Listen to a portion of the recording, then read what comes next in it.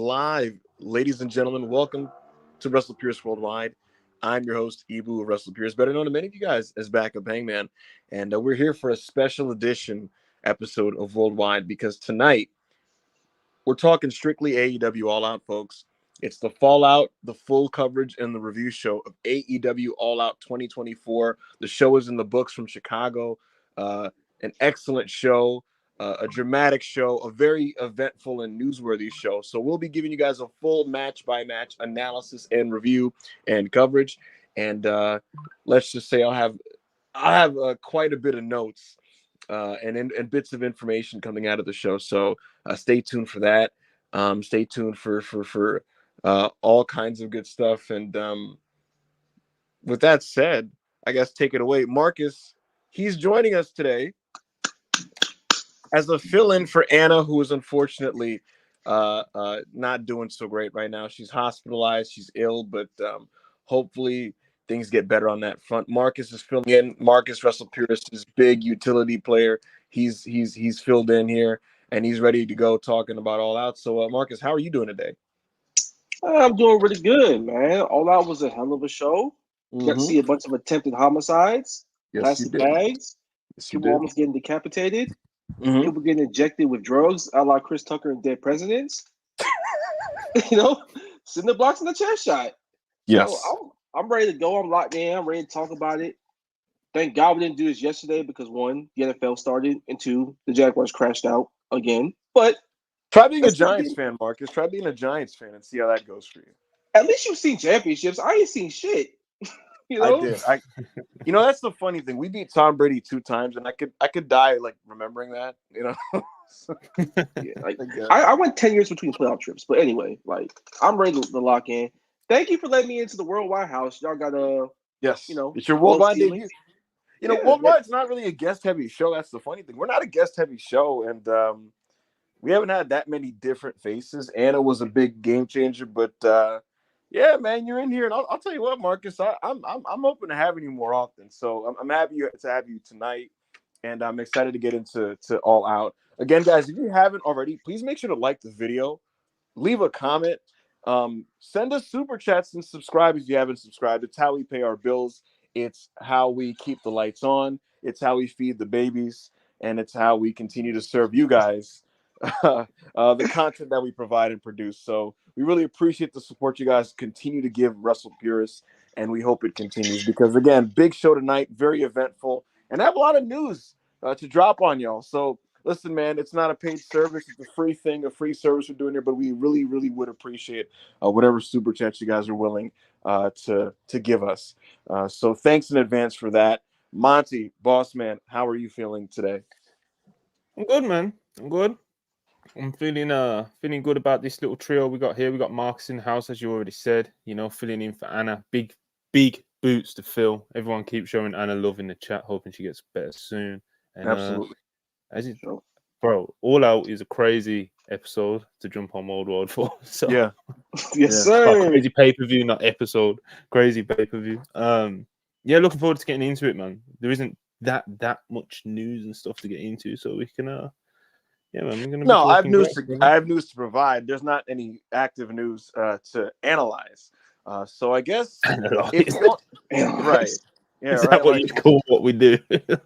Yeah. Just the most biting and cutting analysis in the game. Crunching the numbers, getting the calculators out, right? Bringing the charts out and shit. Nah, it's WrestlePurists Worldwide, folks. We're 5 minutes into the video, so I can now say the F word without us losing our money from YouTube. So with that said, Monty, let's get right into the super chats because we have a lot to talk about with the show. Let's get right into the super chats and go through them. Guys, this is your opportunity here. We probably won't get to these super chats again until the end of the show. So if you have something to say, something to tell us, something to ask us, get it in now. Pause because after this, it'll be full steam ahead until probably later in the video. So this is your big chance right now to say what you have to say. Let your voices be heard. Let your opinions be heard. This is the super chat hour. The podcast of the people, The podcast of the people. That's what WrestlePurists Worldwide is. 100%. You steer the ship, you drive the car. Let's go. Right, let's do it. Darren Walker, £2. Yes. He asked me. Monty, do Ibu and Marcus get a boom or a doom? Two booms, bro. You know, they come into the worldwide house. You know, it's like anyone in the worldwide house. Big boom, brother. Big boom.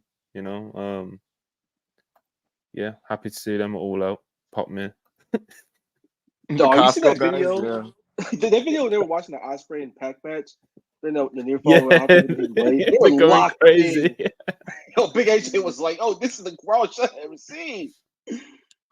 Bro, I wish we could have got some. I'm not sure if they stayed all the way till the end, but I wish we could have got some like reaction vids of them watching, especially the cage match, bro. Like, just Dog.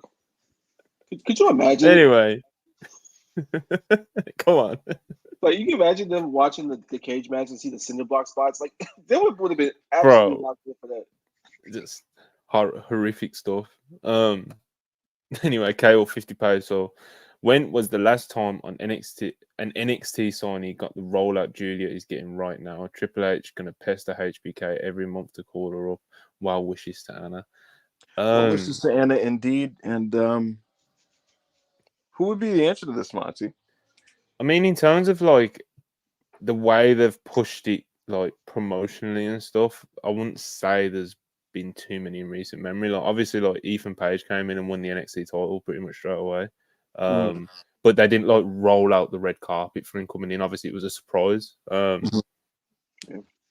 don't know, man. What's the chat saying? Would it have been like a Triple H era NXT signing, maybe? Yeah, definitely. Probably, right? Yeah, most likely. But yeah, listen, they gotta give Julia this rollout. They paid her a lot of money. They got her to leave Japan, and that wasn't something. Even though the reports say what they say, it wasn't something she was like jumping to do. Like she obviously like it was a goal to go to the United States, and she was looking to kind of like take the next step. But she liked wrestling in Japan. She took a lot of pride in being one of the top stars in Stardom, and then later Marigold. And it's why she was adamant to help get this project off the ground for Rossy Ogawa. Before making the transition to WWE. So I'd imagine it took a lot to get her here. And so with that being the case, and you gotta make it count. You gotta treat her like she's like the biggest thing since sliced bread. And like you said, promotionally, it looks like that's what they're gonna do. They're gonna have her wrestle Roxanne Perez on the inaugural episode of NXT on the CW network in Chicago. Yeah, man, good shit. Obviously Stephanie Vickers had like a pretty big rollout as well, like on the Mexico house shows, and now she's been hyped up and mentioned as well on WWE programming and social media. So, but not quite as much as Julia. But obviously Julia's here and now, you know. Like, so, yeah, you know, we'll see what they do for Stephanie as well. I'm sure that'll be a big rollout as well. Darren Walker, £2. Ibu, any views on CMLL anniversary this Friday? Yeah, I think it's going to be really exciting. I love CMLL. I haven't been as locked in on the product in the last month or so. And I saw the card and I was like, yo, I'm tapped in. Listen, folks, this card is fucking stacked. You got, like, obviously from a star power standpoint, Chris Jericho makes his visit into Arena Mexico and he's facing Mystico in the main event. And we'll see how that goes. Like that might, we'll see how it goes is basically what I'll say about that one. That might be fun depending on how Jericho approaches that. But it'll be heated if nothing less. But what I'm really locked in on, folks, there's a 6-person tag on the show, and on the home team, you got Volador Jr., Atlantis Jr., and Ultimo Guerrero, right? And they're opposite Orange Cassidy, Rocky Romero, and Satoshi Kojima from New Japan Pro Wrestling. Oh, I'm so locked in. That looks so fucking good. Zeuxis will be challenging Willow Nightingale for the CMLL Women's Championship. That should be a fun match. And in the Copa Independencia final, it's the finals, like the tournament that they were running. They got Mascara Dorada and Titan. That should be fucking spectacular. And then if you thought that wasn't enough, my God, there's a Templario, Neon, and Star Jr. versus Soberano Jr., Angel de Oro, and Niebla Roja 6-person tag in the preliminary section of the card. This show should be terrific, to be honest with you. I have faith in Mystico. I think this will probably be Chris Jericho's best match of the year for him, just because of the setting and like the situation. So you got that. You got the tags. You got Willow on there. You got Dorada and Titan. This show is going to be terrific. So Any views on a CMLL anniversary show? Yeah, my views are it's going to be fucking awesome. Because CMLL was fucking awesome. Simple as that. Darren Walker, £5. Mami Statlander needs a Rhea style title run in 2025. If Tony beats Mariah in Australia, Stat should beat her at the next pay-per-view. I don't know how you get to it. All I know is that Chris Statlander is one of the best women's wrestlers in the promotion. And so with that being the situation that we're in, it's time to position her as so. And that's not even to say that she's been poorly positioned, but I think it's time to like really, really run with it. People in AEW in their creative process have basically said to me that like the idea for this version of Statlander is she's going to be like the female version of Brock Lesnar. And I kind of see it in some respects, but if that's the case, then she has to really, really, really be positioned even harder than she already is. So I'm a big fan of Statlander, and I'm all for her being like even more dominant and more prominent on the TV. Yeah, because like I've always loved Stat, but like right now, this current version of her is everything starting to fully come together, and she needs that championship like yesterday, bro. Like she's so damn good. Yeah, It's the curious wrestler of the week, Chris Statlander. Well deserved. It caught me off guard. I had to go back and check to see. Like, I thought I was going to be the only one that voted for her, but nah, she got the wrestler of the week, and I think it's really deserved. Yeah, people love Stat, bro, and Stat loves us. You know, we need her at the top. Fantastic wrestler, goes for it, down to just take crazy bumps, down to just be a scrapper, insane live show charisma. She's the total package. Ned Pepper, $5. I told y'all Monet was the worst push wrestler on US TV. Crowds don't care, and she continues to embarrass herself in the ring. Time to call a spade a spade. All right. Don't do that. Don't do that. Solo Sikoa is right there, bro. Don't do that. Yeah. It's exactly. the extremes of it, bro. It's like you can give you criticism, and like you can be, especially like last two AEW pay-per-view matches. Like they haven't been good, bro. Do you know what I mean? They haven't been good. Obviously, we'll get into the Shida match, but when you go to the extreme of it, she's the worst push wrestler on US TV. That's when it's just like, all right, bro, chill out. Like, it's just not true. I think there's obviously a conversation to be had about like where this is going and what we would like to see out of this. And I'm a huge fan of Mercedes, and right now her output isn't to her standards. Like it just isn't. And we can maybe take a deeper look as to what's causing that and if that can be remedied. But worst push dresser on US TV is crazy. Like Solo Sikoa is in a big spot, and you got niggas like Joke Henry main eventing pay-per-views, you know. Showtime Spurs, $5. Monty, who are the wrestler equivalents to #Barclays, man? Dolph Ziggler just randomly popped to mind. Who else? William Regal. SmackDown Finley. Who else we got? I don't know, man. That's a deep cut, though. I don't even think Marcus and Ibu have a clue what I'm talking about. I have no clue what you're talking about. Yeah, I have no. I don't know what you're talking. Anjan Pia, $2. Appreciate it. MMA Mox looks like he's locked in once again. Hey, man. I made all my jokes about the Blackpool KKK Armbat Club. I made all my jokes about him doing knee bars and doing AEW Underground. But the promos he's cut on Dynamite, I haven't hated them, and they're intriguing enough to where I'm interested to see where it goes. Then the angle on Saturday Night happened. I was like, oh damn, you getting violent again. So as long as it ain't a bunch of crap afterwards, and he's actually trying to kill people in the ring in terms of his wrestling style, I'm fine with it. But I don't want to see knee bars. I don't want to see a bunch of cosplay that every time I see you on the weekends, Monster be getting choked out by Chase Bank executives. I don't need to see none of that. Be a killer.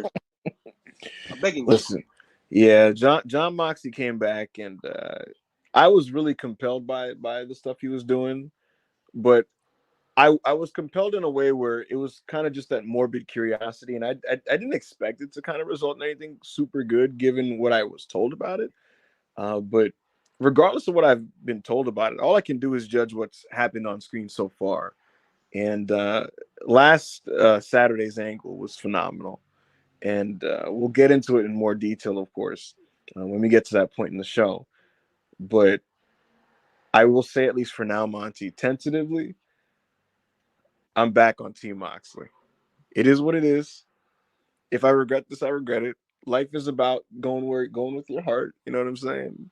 You know, even if the mind might say otherwise, but I'm back on Team Moxley. And I don't know, Ibu. Every time you trying to get on the train this year, somebody happens. Someone got hurt. You got hurt, and then the N1 stunk. Oh my God, the N1, bro! Fucking Elio del Dr. Wagner Jr. got injured, and there was Go Shiozaki got injured. Christ. Noah sucks again. Like, yeah, it's tragic. It's all your fault, by the way. They sent Yoshiki Nomura to the UK. It's like, what are you doing? You know? Oh no. Kaito Kiyomiya lost to Ricky Knight Jr. I almost punched the wall. What the fuck are they doing, bro? Like, what are they cooking? Masao didn't die for this. Katsuhiko Nakajima, he goes to All Japan. He rebrands as like the second coming of Antonio Inoki. He has that cool robe, the Tokon style in the back thing with the Inoki's theme. He's walking out with Simon Inoki. I'm like, oh, I'm locked in. This is my guy. This is my fucking guy. And then 3 months later, everybody hates him in the promotion. He loses to Yuma Anzai in like a one-sided squash with like a fluke finish. And now he's in fucking Glee. Glee? He's a money laundering operation. But Glee is the male Sukiban, bro. It's not a real place. Oh, yeah. It's run by the Yakuza. Oh God! It's a money laundering accusation. It's not a real company. Where is Glee getting the money? These Glee shows have like 200 people in the building. Where are they getting the money to pay the niggas that wrestle on those cards? Good vibes and negotiations, bro. Anyway. Got a lot of super chats to get through, fellas. Ricky Woolley 199. Pat versus Ospreay had the Costco guys popping huge. Yeah, me popping huge. Nigga, I was losing my mind. It is. Nigga, my shirt was in another zip code. And champion $5. Watching that show in person was orgasmic. Got to watch all my faves. Best part was that none of the shitters were on the main card. Hashtag AEW Law and Order. No, could you imagine being Chris Jericho and watching how great that show was and going backstage like, you know what? They need me on Wednesday. It's crazy, bro. That's the other thing. So many people were hyped on the timeline, like just seeing that he wasn't on the show. You know, I got to be honest, Marcus, and this is part of having like a big roster. And I really don't. I'm not even trying to be cynical, but there is that kind of undercurrent that I'm feeling now in like the layover of the show, where it's like, man, that was such a nice time. You got to see the best of this roster, right? Just do their thing. And now on like the upcoming TVs, now I got to like see them diluted by like the wrestlers I don't want to see, and like writers having to write things, you know. And it's just like, it's a lot of just like little things that get in the way of like what at its purest form, at its purest, most granulated form that you just sniff, you know. AEW you so crazy.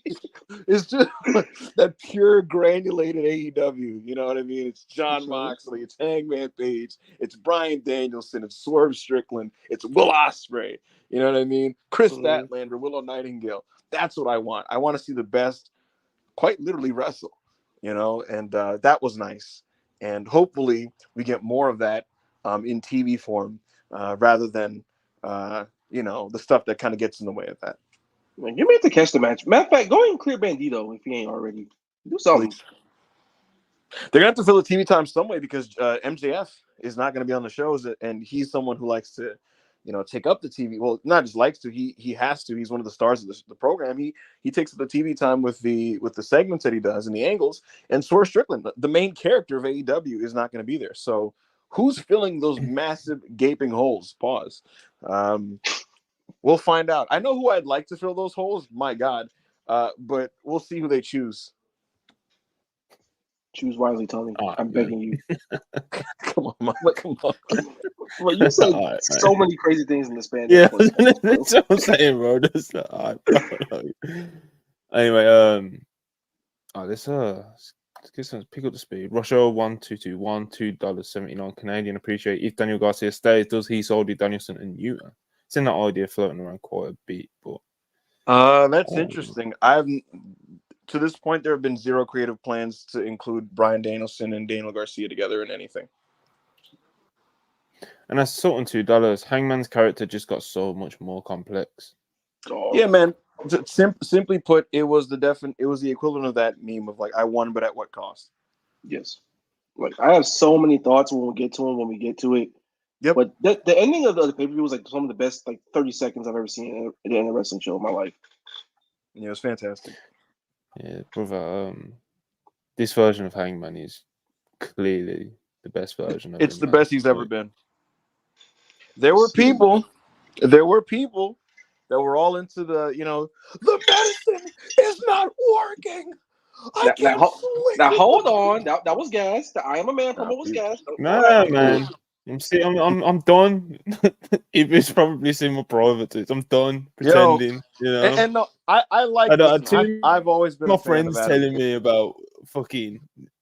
I don't know, man. What would you even call it? Like anxious, unsure of himself, alcoholic. Well, you have no heart, bro. Especially when this fucking animal has been dwelling inside of him as a performer, bro. Like, I'm not trying to hear that fucking power of friendship bullshit. This is a dark man. This is a dark man. He's a sick man with sick thoughts. I'm saying, bro, this is the Hangman. It's the Hangman I've always needed. You can have both. They were both great in their own ways. Nah, Mark. There are levels to this shit. There are levels to this shit. Oh, for sure. I fuck with this Hangman. Like I was gonna say, this ain't a number 8 Kobe versus number 24. No. It's not that. Hangman Page was a dope wrestler who had dope matches, and he was a great part of the Elite, and he was the cowboy that was AEW's true main character as a good guy. This motherfucker, this is like Southern Batman. Like I don't even know what to call him. Southern Batman. This Hangman's a force of nature. He's a force of nature. He's amazing, bro. It's gonna be when he actually eventually does get to the whole redemption arc thing down the line. It's gonna be amazing. I don't need it. You don't want him to be redeemed. You don't like redemption? I need him to keep going further and further. We'll get to it, but damn, have a heart, Monty. Jesus Christ. Nah, fuck him. This is crazy. Jan Theodore, $2 Canadian.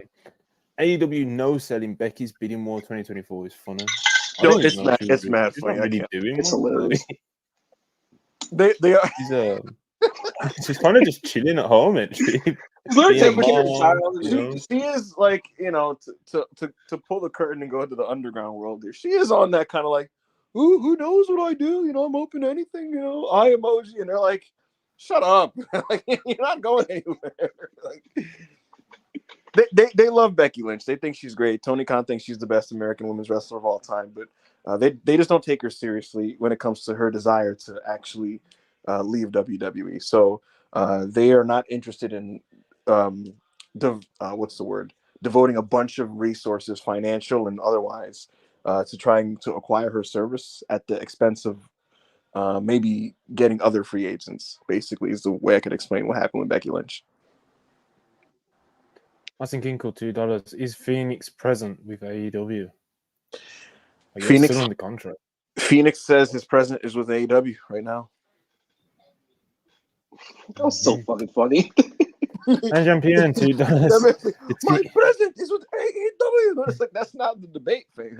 That's the sign of a man trying to blow the spot up. That's all that was. Yeah, that's crazy. And champion $2. The Timu Homelander Wrestler of the Year convo laughing emoji #whose house. Hey man, all I'm gonna tell y'all is this: he's gonna get this solo bullshit out the way this week, right? And that's gonna be some bullshit. Like I'm not even gonna pretend. However, he's gonna follow that up with some real shit, and he's gonna follow up with real shit while Swerve is on this hiatus. So I'm gonna say this right now, Mr. Stephon Strickland, enjoy your time off, heal the wounds. Heal your body up. Don't rush back, bro. Don't rush back. Just chill out. Just chill. You did a lot right now this year. You did a lot. Hang out at home. Cody Rhodes, these next 2 months, you're going to catch up. Because Swerve did pass him. Swerve passed him. I'm not going to lie. He's fucking passed him in like July. But Cody's going to make this comeback. He's going to win 23 games in a row, move right up on them standings. And then you know what else is going to happen, Marcus? We're going to convince Big Rome to work Cody one more time before the year's over. That will not be happening. Saturday night's main event: Cody Rhodes, Roman Reigns on NBC, popping a historic rating. And you know what's going to happen in that match, Marcus? Roman's going to do a clean job to Cody. No bullshit. Clean job. Cody wins. Face off with The Rock to close the show. NBC logo on one side. The WWE signature on the other side. Cody closes the year. Wrestler of the year. That will not be happening. First of all, you as a black man going behind this man and using Swerve's government name is crazy. What's wrong with you? What's wrong with you, bro? We got that Dance Flair locked up, man. Did Cody ever try to stab someone with a piece of wood? I don't think so. Hey man. He beat Big Rome. Oh, he did beat Rome. He did beat Roman Reigns. That's big, you know. Sure. Corey David, $2. Appreciate you as always. How much could EO get from AEW issue as a free agent? A lot of money, because she's proven to be a star. She's proven that she can be a star on a national level. So because they know that and they see that, they'd be willing to acquire it. So I would say quite a bit of money. She's terrific. And with that, Monty, I have to step away for like 2 minutes tops. So just What is this? What you doing? You got covert operations? Hey man. FBI knocking at his door, bro. She trying to link up tonight? All right. We'll get through these, man. Corey David, $2. Thoughts on Cedric and Asuka re-signing? That's what's up. I'm not surprised at all, to be honest. No, if Cedric's been put a contract in front of him, apparently he signed it around WrestleMania time. Of course he's gonna sign it, bro. You know, I've seen a lot of people say, "Oh, you should go into like free agency and stuff." It's like AEW. I don't think AEW would like be jumping to like snap Cedric Alexander up in 2024. His best bet would have been linking up with the Hurt Business guys and coming in as a package deal or something like that. But in terms of going into the greater world of wrestling at the moment, it's pretty bleak. Like I saw when we aggregated it on the WrestlePurists Twitter, I saw someone talking about like, it's a shame he didn't bet on himself in like free agency. Like there's good money in Japan and on the Indies. Where? Do what? What are people talking about, bro? So it's signing a new multi-year contract with WWE, stability, etc., at this point in his career, bro. You know, where the business is at the moment. Yeah, I think he's gone with the smart move there. And Asuka it's an obvious one, isn't it? No, Asuka's like a star in WWE, bro. So it's like Asuka staying the Hall of Famer, bro. Yeah, Asuka re-upping makes sense. What I will say about Cedric is, look, here's the thing. Wrestling in TNA is a one-way trip to purgatory and a one-way trip to relevancy, and we've seen it with numerous good wrestlers who just basically fall off the map when they go there. That's just the reality, you know. And Japan, as Monty kind of laid out, there's no money in there, serious money, right? Compared to what they were already making. What I will say though is, I wonder if he shot any serious inquiries at like MVP and Bobby in terms of like coordinating what they're gonna do. Like as the late John Witherspoon once said in Boomerang, you gotta coordinate, because if they're trying to restart this thing with the Hurt Business and your deal is expiring, does it not make sense to be like, yo, what y'all about to do? Like, what y'all about to do? Because if MVP, like, you might have. Yeah, because I'm gonna say I wonder if he inquired, because if MVP is like, yo, we going to AEW, like all three of us, like, and I'm Cedric, I'm like, okay, bet, okay, like let's go, you know, because that is something I would make a jump for, because Tony doesn't do releases, so you'll have a secure deal over there too, and in theory you'll be a part of a pushed stable rather than just kind of like floating around in NXT, collecting a check. Outside of that, though, I get staying with WWE at least for now and seeing where that takes you. So I don't know. Good for him. He got another deal. If it's a main roster deal, he's making at least $350,000, and I mean that's great money. It's great money.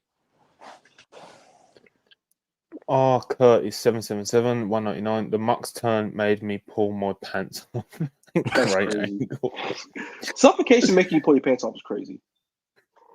Black Yakuza 94 $2. Attempted execution wrestling, baby. The new AEW. Interesting branding, you know. Showtime Spurs $5. Talk shit about Florida to Marcus, and then Notre Dame had one of the most embarrassing losses in program history. Never tempt fate. What's up, baby? Talk that shit now. Talk that shit now. Northern Illinois? Northern Illinois? Fucking field goals? That's crazy. Touchdown Jesus ain't saving you no more, brother. Touchdown Jesus what?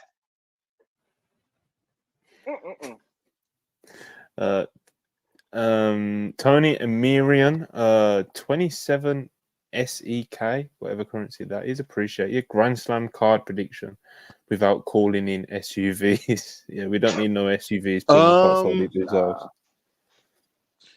Ricochet versus Will Ospreay. Konosuke Takeshita versus Kazuchika Okada. Darby Allin versus Bryan Danielson? ? What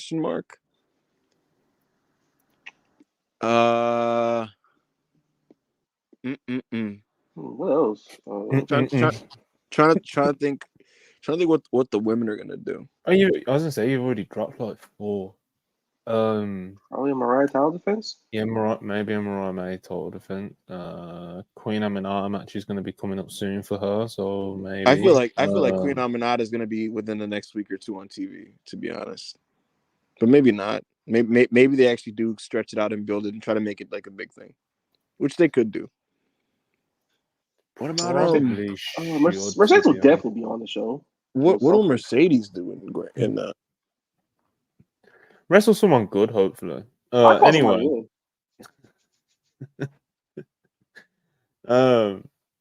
Henry $4.99. Prince Henry. Anyway, Henry $4.99. Appreciate it. That Danielson was almost killed by BCC. Crowd was chanting "This is murder." Poor Yuta was left in tears after what he had witnessed. Yeah, it was a great angle, bro. I can't wait to get into it. But yeah, Scott $2.79. Sheamus re-signing. PW Insider mentioned it. I think they did report, but he's basically done. That Sheamus is going to be signing I think it was a 3 to 5 year deal with WWE. And another one, bro. Just I don't blame him. Like, yeah, Sheamus in the G1. Obviously, that would be fucking beast, bro. But like, it's very like short-sighted in a sense of like, if you're the person making that career decision, you know. Obviously, Sheamus has made millions of dollars throughout his career, and I'm sure he's pretty stable, you know. But I can't blame these people for staying with WWE at the moment, you know. So, with that said, what did you go on? I don't have much of an opinion on it, but what is interesting is that he was somebody that seriously did consider leaving. Like he was like, and I mean like seriously considered leaving. He was looking to kind of go all around the world and wrestle also in AEW. He had talked to people like Claudio Castagnoli about it and inquired and talked to people over there and reached around, and he has a good idea. Quotes weren't big enough, bro. He had a good idea, is what I'll say, of how much money he'd be making on the other side. He had a good idea, but I was told regarding Sheamus that like fun and comfortability was a big thing for him, and last year he just wasn't having fun in WWE. He considered that last year on SmackDown like the most miserable year of his career. The things that he was doing at the time where he's describing was, the weekly Pretty Deadly matches while getting his time cut because of Bloodline promo segments. Since then, though, when he came back, he didn't really have any expectations, but he told Triple H, like, I just want to have fun and I want you to put me in position to kind of wrestle. And that's what we've seen. Sheamus right now is like the ultimate 3.5 to 3 3/4 star TV match guy, where he just kind of whacks dudes for 12 minutes in matches with people like Kaiser and Pete Dunne and Bronson Reed. Yeah, it seems like he's having a good time now, and they clearly came to an agreement and probably threw a good money figure at him. And like I said, he has an idea what the other side was going to give him, and it appears that he made the decision to stay with WWE. So good for him. Amdrag, 100 rupees, appreciate you. The main event was a little underwhelming. Needed more blood, I guess. Match of the night, Willow versus Stat. Max and Claudio, I'm shooting whenever I see you. Yuta was awesome. Needed a little more. I'm guessing he's being sarcastic, but no. Yeah. I mean, Hangman could have poured a little more, you know. I'll say this about. Well, actually, no. I'm just saying, I'll save my main event thoughts for the main event because I gotta find the words for that one. I'm still kind of like reeling after what I fucking experienced there. But thank you so much for the super chat, Amdrag. You know that experience that you're feeling when you think about that match now. You've watched it the one time live, yeah. It's like, don't rewatch it. But hold on to that. Like, yeah. No, I'm a big believer in that, and like, you need to hold in that shock because. Yeah, because it's the first time like you're not expecting what's gonna happen next, and then you see it. I thought I said this to somebody. The thing about wrestling is it's supposed to be visceral. It's supposed to be experienced. You're supposed to feel something when you watch it, and you keep those memories and those feelings that it gave you after you watched it in real time. Watching back wrestling, going backwards is great, and there's something to be taken from that. But there's nothing like experiencing like legendary or just great or moving shit in real time, because you're going to be one of the people that gets to tell everyone else like what it was like. And so that's why, like, you know, some of the most evocative and iconic images in the history of the business, like when people say like, oh man, when I saw this guy do that, or man, I was in the Budokan and when Misawa beat Jumbo, or I saw Andre get slammed by Hogan, or I saw Austin, fucking, drinking a can of beer and beating up.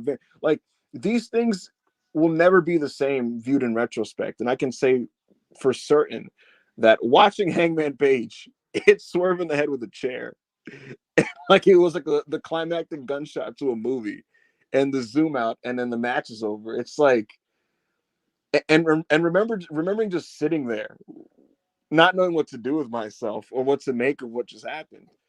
There's nothing like that. I didn't, when that ended, I wasn't like, oh, I'm going to give that this many stars, or, oh, I think the booking decision was this or that. No, I was just like, what the fuck?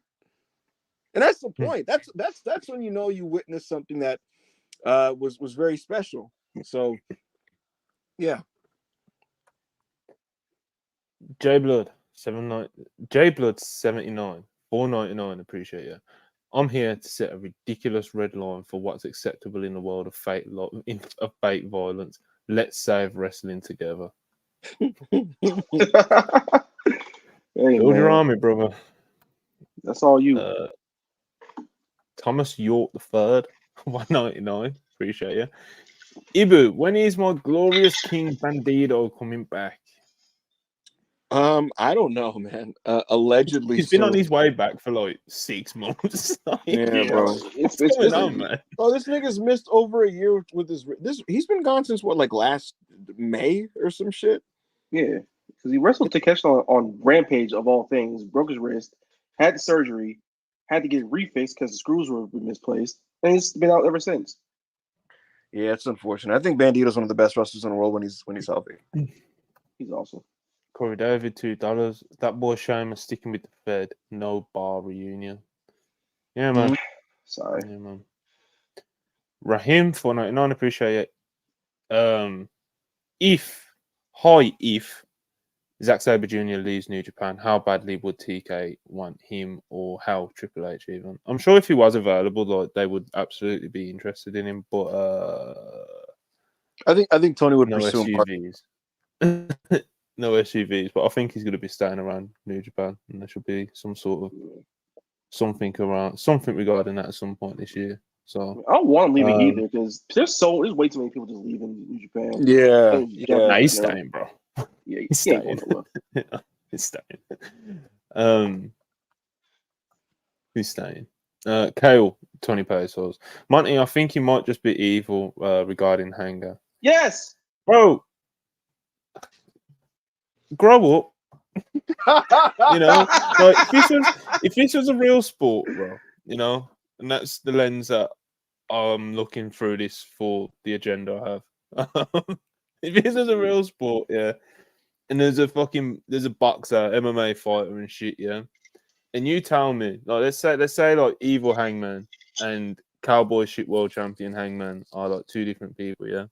And you tell me about this world champion Hangman that he was unsure of himself, and his friends kicked him out of his group, and he was an alcoholic for a bit, and what, like, bro,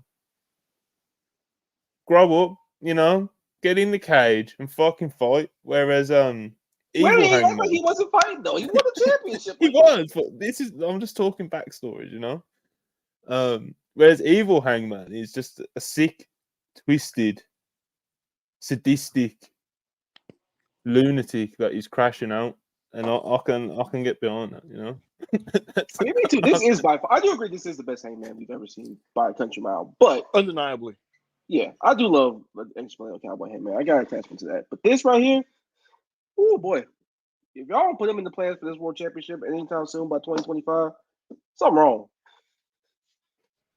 Mm-hmm. This Hangman is there's just levels, Corey David, $2. Could AEW push EJ and Duke like Oba equals GOAT? Not like Oba, but Oba's so much more like physically imposing. I had the actual. To be fair, Duke, especially in AEW, because the roster is like, and I'm not even saying this is like a deep, but like the roster is just like smaller. Like, and Duke probably would. I think he probably would look like a monster amongst like most of the AEW roster, But Oba's special, bro. Don't play with me, Yeah, no, I love Oba Femi. I root for EJ and Duka.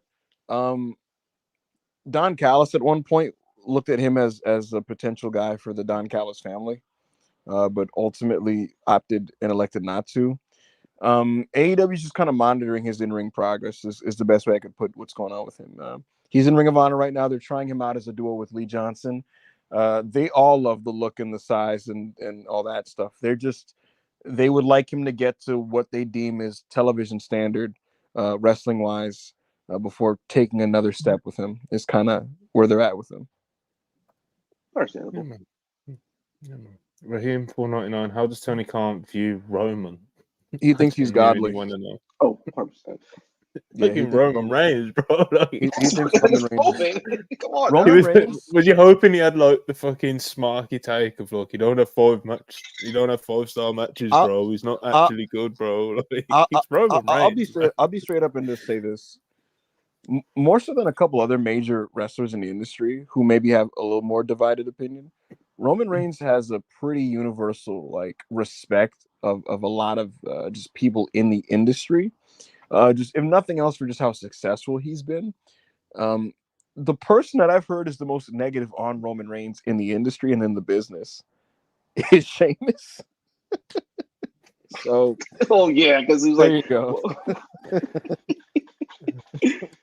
Yeah, Sheamus thinks he sucks, but what are you gonna do? Which is $5. Tony talking about Britt like how he was talking about Ricky Stark, lol. So we know she's in the doghouse, lol. Hey, wait on, quick time out. MBD in the comments said Street Profits versus Fraxium tomorrow. Where's that from? Because Fraxium, they were scheduled to face the Rascals. Yeah, unless something's happened there. I've not seen anything pop up on my so phone, what is the Street Profits?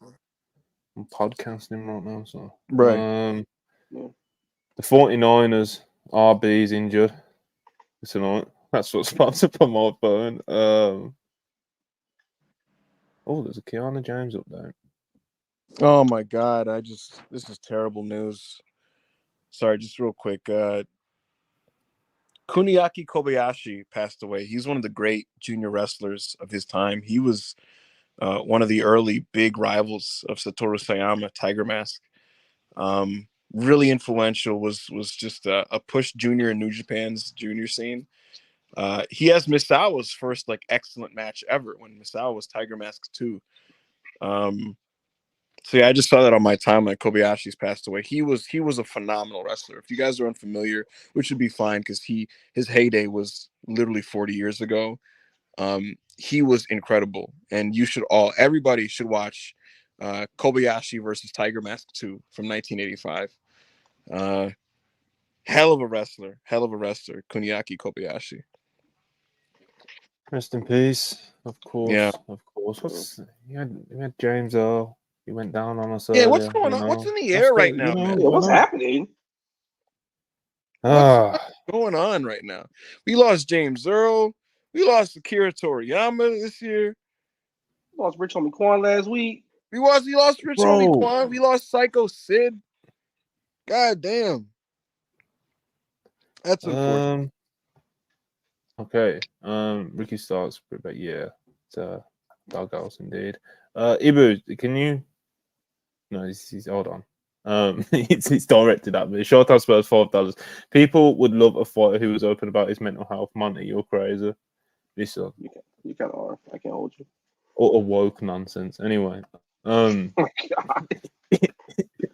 Ibu, can you take this super chat? I'm just banging out a tweet. Go for it. Yeah, so Dunno199 said Hangman Page is the greatest character of the 2020s. He's definitely among them, man. Like when you look at his contributions to wrestling, I mean, what I can say about him is as a performer, like he's obviously an excellent wrestler, but he's one of the great what's the word I would use? His character work is among the best in the industry. Hangman Page throughout this like decade, when it comes to like the arc he's been through and like his at every stage, I think he's been, if nothing else, extremely compelling. Like Hangman Page, it's why when he's off TV markets for periods, like in 2022, 2023, when he would be off, people are like, yo, where's Hangman? Where's Hangman?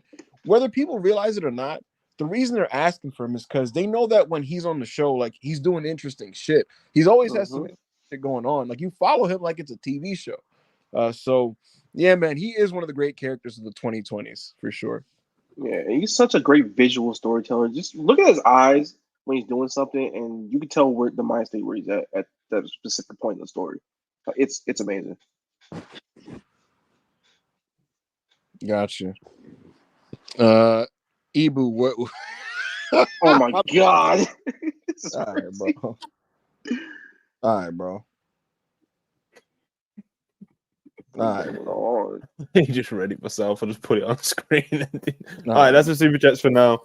Keep them coming. We'll get to a little bit later. Absolutely. On. Ibu, take us away, brother. All right, so All Out was in Chicago on Saturday night, and first and foremost, I should mention that the Costco guys were there in attendance, bringing the boom and the doom. We had a Mariah May angle. Pretty bad one, to be honest with you. It was terrible. Sky Blue makes a return in crutches and kind of cuts a promo about Chicago, and no one makes any noise. Mariah interrupts, and they call each other whores and stuff, and nobody jumps for any of these like jabs. And it's crazy because usually skank and whore like that gets a reaction. Nobody cared.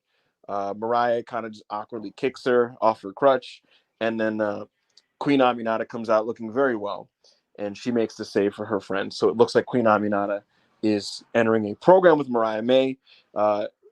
As a reminder, in January, on the first Dynamite of the year in Newark, New Jersey, they faced in Mariah May's debut, and there was a little bit of a magic there. So they're going back to that in-ring pairing, and so good for Queen Aminata, and we'll see how that goes. Outside of that, in the pre-show, do you have anything to say about anything on this pre-show, Marcus? No, not at all. Monty, do you have a thing to say about the matches on the pre-show? I mean, AJ, Big Justice, Costco guys were there, you know. I mentioned it already. I know, yeah, but that's the only thing I'd spotlight, you know. They did a boom or doom. MJF was the only person that got a doom. Yes, he did. He was so awkward. And Renee was trying to like pop genuinely in the background. It was so fucking weird. She was trying to like what's the word? Be like open and like whatever you want to say. Like she was like typical like host presenter vibes, you know. Right. Like, and RJ City is like, what is this, bro? He's like Bryan Danielson. That gets a boom. Oh man. God bless America. For sure. All right, well, main card time. 8-match show. A lot of killer, little to no filler. And we went full steam ahead, folks, because MJF came out and he was jumped right at the bell by Daniel Garcia. Garcia had his head wrapped. He was beating up on MJF. And they just had a gritty, serious, feisty, physical fight. Slow burn to this one. Garcia had the heat get put on him, but he fought back. He had a really good babyface comeback with some good punches, well improved punches there. And he looked good, and the crowd was into him. And like I said, very chippy this match, very chippy. And MJF was kind of grinding him, paused, and wearing him down. Come on, Mark. There was some submissions. There was some submission work. A lot of attempted pile drivers because, again, the big story beat here was Daniel Garcia got hit with the second rope pile driver, and that apparently basically like took him out for a while. And so Garcia wanted his vengeance. He kept trying to do it back to MJF here. At some point in the match, he does nail the pile driver, and you're like, oh my God, is he going to win? MJF kicks out of the pile driver. MJF gets him in a very Zack Sabre Jr. like stretch where he gets both of his arms tied back, and you're thinking, oh my God, is DG going to verbally submit? Doesn't happen. DG gets the ropes. So this one's still going back and forth. A lot of good action, a lot of kickouts to near falls and finishers and things of that nature. But ultimately, MJF finds an opening with the ref distracted, and he hits Daniel Garcia in the balls, and he gets him with a schoolboy pin. MJF beats Daniel Garcia. After the match, he looks to shake Garcia's hand. Garcia hesitates. MJF tries to attack him. Garcia gets his heat back, and he hits MJF with the big pile driver and walks off. So this issue appears to be unresolved. And we ended what we got was what I thought a very good opener with a bit of a weird kind of outcome. Some of it is to be expected. So because if you guys didn't see and you missed my tweet, Daniel Garcia was scheduled to win this match. He was scheduled to beat MJF completely clean. This did not happen, though.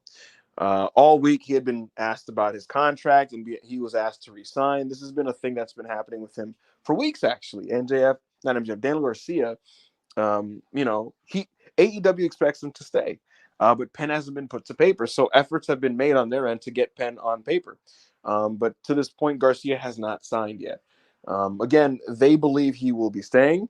They get the impression that he's basically giving them the vibe that he's going to stay, but it has not happened officially. And basically, Tony Khan made the ruling that unless Daniel Garcia signs, he cannot, under any circumstances, pin MJF on this show. So, as a result, the finish was changed. MJF got the win.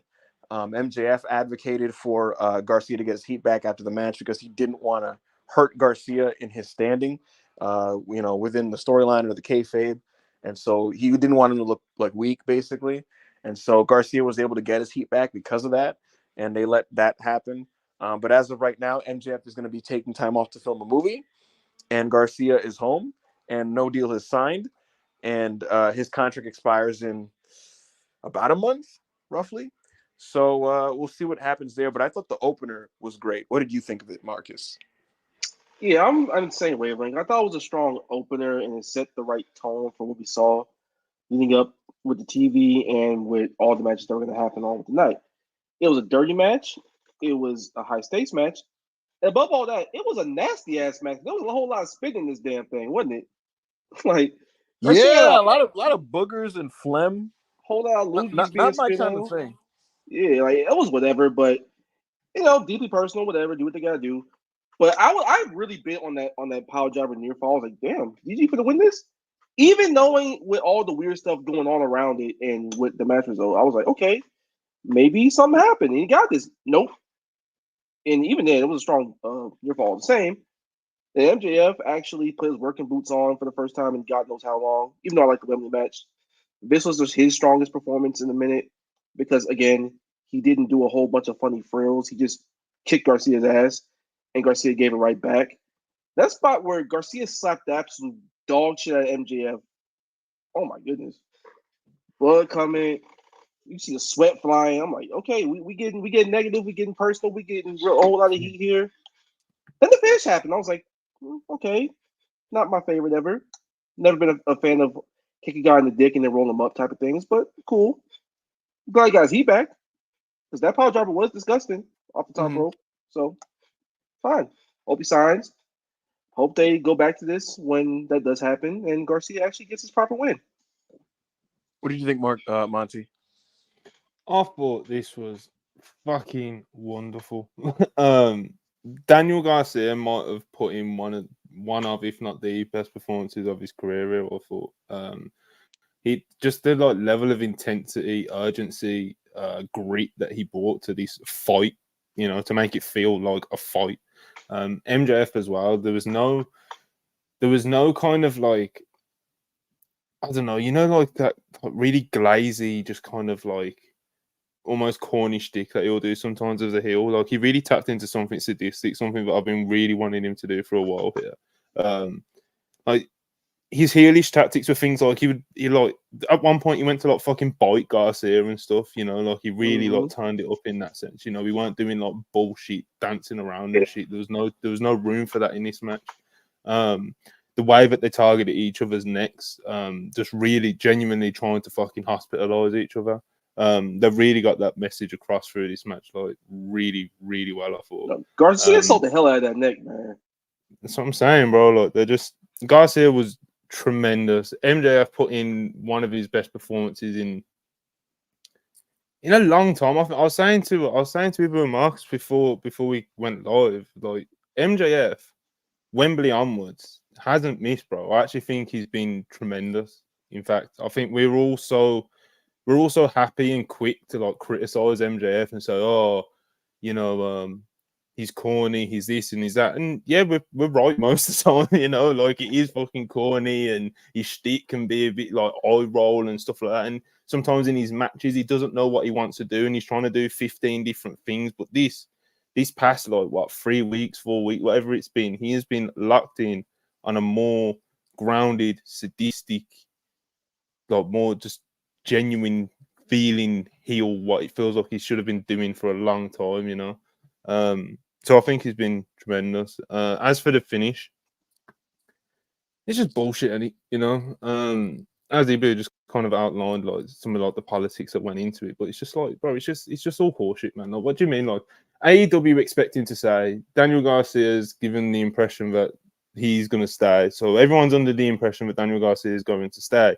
WWE seems to be like they're under the impression that Daniel Garcia is going to stay in AEW since there was leaks about them criticizing how much AEW were offering him and stuff like that. So everything points to Daniel Garcia is going to stay.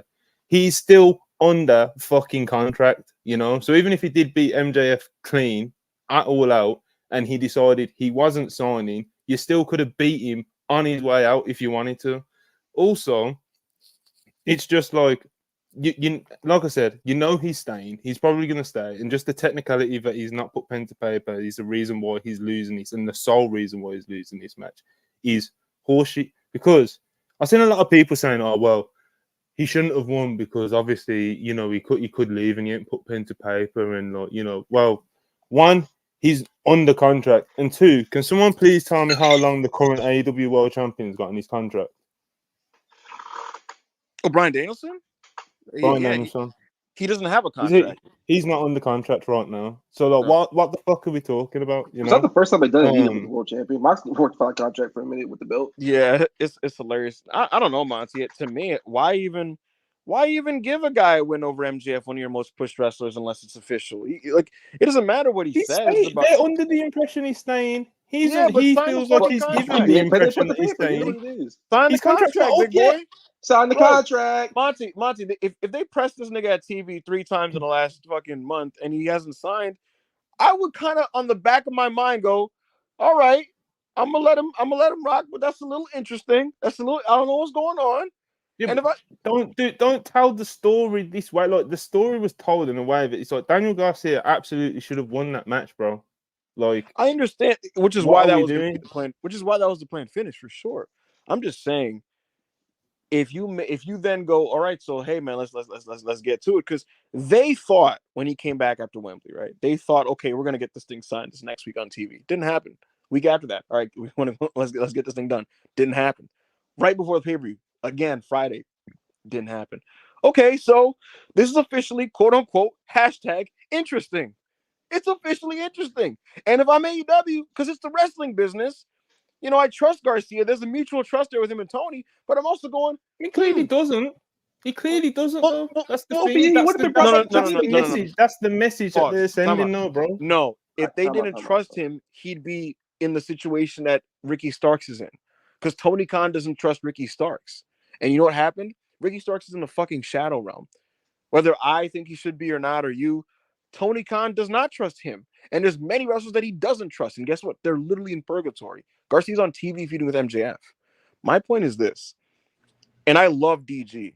I think the world of Garcia. I think he's a hell of a talent. But I understand as a promoter, if 3 recent overtures have been made for you to resign and it still has not happened, to go on the back of your head, all right, it's officially kind of potentially weird. And so we're going to have to do a fuck finish. I'm sorry. You're going to have to do a fuck finish, and then we'll go from there. I totally understand that. No. Even if it fucks up the booking a little bit, I get it. They set the booking in motion when they brought him back at All In. If they were unsure, they shouldn't. You don't set in a plan to do something creatively and a storyline just to pressure somebody into re-signing. That's bullshit. What do you mean? What do you mean? Like, okay, so he came back at All In, at Wembley, and obviously they planned to do this at All Out. And you've even said, and I guess reported, he was on private Twitter account, so what we're calling it, But why are you snitching, nigga? Damn. Daniel Garcia was planned to win this match. They put those plans in motion before he signed the contract, knowing he hasn't signed the contract. And you know better than I do that Daniel Garcia is, as it stands, his intention isn't to leave AEW right now. It's to get this out of the way, and then he will sign shit. Do you know what I mean? If the people in AEW know that, then it's like, why are you then trying to push that forward and putting unnecessary pressure on someone that is already planning to stay with you and already planning to re-sign? Well, you apparently think he's going to re-sign. You're saying he trusts him and he's going to re-sign, but clearly not. Otherwise, he would have gone over. I think this and you would have trusted him to re-sign, and he might have even came into the back and fucking signed the deal right there and then at All Out. You know when like 2 business partners do a drug deal, and you're expecting it to go smooth and there to be no bloodshed, but there's guns in everybody's pockets because I don't know what's about to happen there, just in case, But hand me my money, I hand you your product, I get out the house, it's cool. If shit starts looking weird or you make a weird face, someone might jump and pull a gun out. I'm making the analogy that I think DG on his end, right, and this is now like speculation, right? But I think there may be a bit of this happening. I think it may be one of those things of like, I don't know what these niggas are actually about to do with me. Let me see them. Let me get a pin before I do this. So like type of thing, right? And they're like, no. Hand me my product or sign this deal and then we'll do that thing. And it's like, no, you go first. No, you go first. No, you go first. No, you go first. No, then ain't nothing happened. No deal here. Okay, cool. And so don't do the program then. So what I would have, in my opinion, if it was me, and again, I'm not privy to like all the intricacies of these conversations, right? I can be told things, but for all I know, he might have, and I'm not saying he did, but he might have said, all right, at TV, I will sign this thing. But I'm just saying, if it was up to me, right, the write-off angle that they did in late June was perfect. And I would have said, hey, I would have tried to meet with him to get a concrete contract. And if it's signed, you do the Wembley angle. And if it's not signed, then that appearance that you had where MJF killed you would have been your last one. So I will say on Tony's end, a little bit sloppily handled from that standpoint. That's literally like the root of my point. Right. Like if you're gonna bring him why back do it in the first place? Yeah. Don't bring him back. I would not have brought him back to TV. Considering you gave yourself a perfect endpoint with him, I don't bring him back to TV unless the deal is signed. But now that you bring it back, now it's this weird, tricky fucking Mexican standoff here. It's like a fucking Western, and they're kind of staring at each other, and it's like, all right, you make the next move. It's like, no, give me that win. No, sign a fucking deal. And so now it's this weird situation where we get to the end point. It's like, hey, you gonna sign it? No, I'm not. And it's like, fuck, okay, we got to do this finish. And he's like, okay, do that finish. And it's like, well, shit, what's happening here? It's the mess that AEW themselves put themselves in, and like obviously I can understand. Like I see the point of view of like, well, if he ain't signed X, Y, and Z, but it's like they put themselves in this mess, and it's like, as someone who I always try to look at it like from the talent point of view, like if I'm Garcia, it's like, isn't that a little bit off-putting?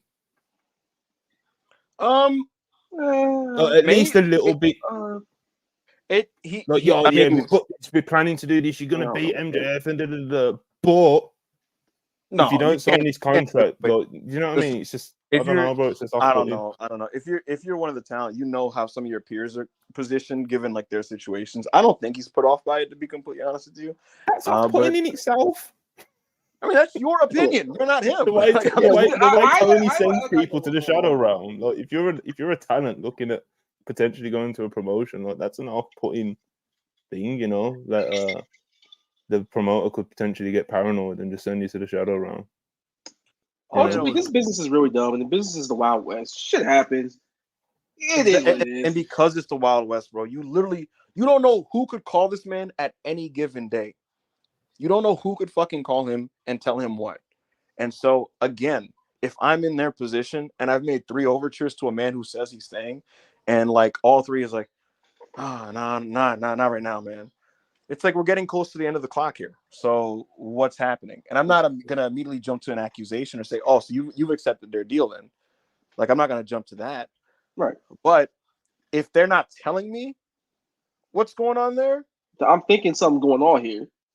Or I'm at least considering it to a point where it's like I have to now protect myself and say one of my top wrestlers, MJF, is not going to be pinned by someone who I'm not sure what they're going to do. You know, that's fair. And again, that's not me saying Tony should have gotten him signed before bringing him back at Wembley Stadium. I know for a fact that he did it anyway and broke his own rule because he was gambling that he'd be able to get this done in the week after. That's what he thought would happen. But Garcia had stood firm and has chosen not to sign. So I'm personally, and this is my now opinion, this is not a report. I think Daniel's going to take it to the end. I think he's going to take it to the wire. Maybe he has some type of personal plan, or he's been advised by maybe an agent or something to do that for whatever reason. He might as well now. I mean, he might as well now. Yeah, so I've seen a few people in the live chat saying Monty wants Daniel Garcia to go NXT, but after a piece of content that I saw earlier today, I actually don't think that would be the greatest idea. So I'm retracting my statement. I think DG should actually stay in stay in AEW now. Yeah, please sign the contract, bro. Please, I'm begging you. Sign the contract, big boy. Sign the contract. It's safer. Oh my God, Sean Ross Sapp is saying that Bret Hart is under the weather and his status is up in the air for all. What the fuck? That's crazy. Oh, that's unfortunate. That really sucks. But that sucks. But what I was gonna say is this. Okay. Close us out on it. Yeah, that fucked my train of thought. Man, that's the one thing that sucks about the live chat. You know, I love you guys, and then y'all would throw me off with some other shit. But look, if you're Tony and you're not sure, then you can't let him pin your guy. So it is what it is, and we'll see what happens now. But shouldn't have brought him back in the first place. Yeah, they shouldn't have. I don't disagree with that. I don't disagree. The thing is, like I said, they expected him to just sign based on the impressions, but he is to this point held firm and just said basically, "I'll do that after All Out." That's what I mean. His stance hasn't changed. You know what I mean? Maybe they underestimated him. They thought he was gonna.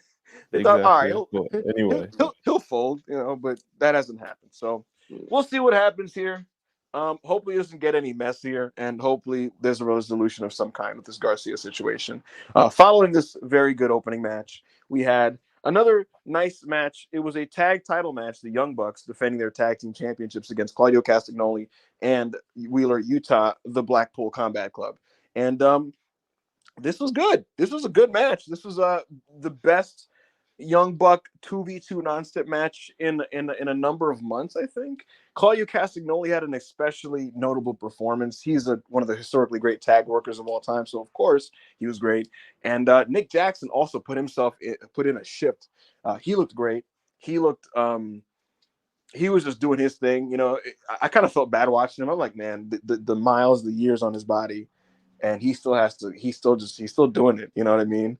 But Nick Jackson looked awesome, and I just thought this was a very good tag match, and with a notably nifty like 80s finish, where like one of the guys like was prevented from like breaking the pin up, and then you got like that kind of like roll up or kind of, I believe it was. But this was good stuff. What did you think, Marcus? I have fun with this. This is kind of what it looks like when the Young Bucks give a shit and they're not wrestling the Acclaimed, wrestling serious people. Yeah, you can say what you want about how messy it is with like the trio champions wrestling the tag champions on pay-per-view. That's a whole other discussion. But the match itself was very good. Claudio looked like a beast per usual with these type of stipulations. Yuta, I've liked him for a long time. He's starting to come together for me personally with him, with his work, and he looks a lot better. He looks sharp. He actually grabbed someone's ankle on the seatbelt because usually every time he's not getting the pin with that move, he never grabs the leg. This time he actually did it and they kicked out, so that was kind of fun. That was a little inside thing I saw. Again, Nick Jackson, get him on pay-per-view in a serious match. He gonna go crazy. You don't get bang for your bucks. You don't get 450s. You gonna get bulldogs off the ropes. You gonna get all that. And they are so beat up, and they're never gonna be like 2021 Young Bucks ever again because that's just like one of the greatest tag teams I've ever seen in my life. But they're still awesome when they're locked in, they're dialed in on pay-per-view, especially in Chicago. They put in a good shift here. Good match. Like the finish quite a bit. We're 2 for 2.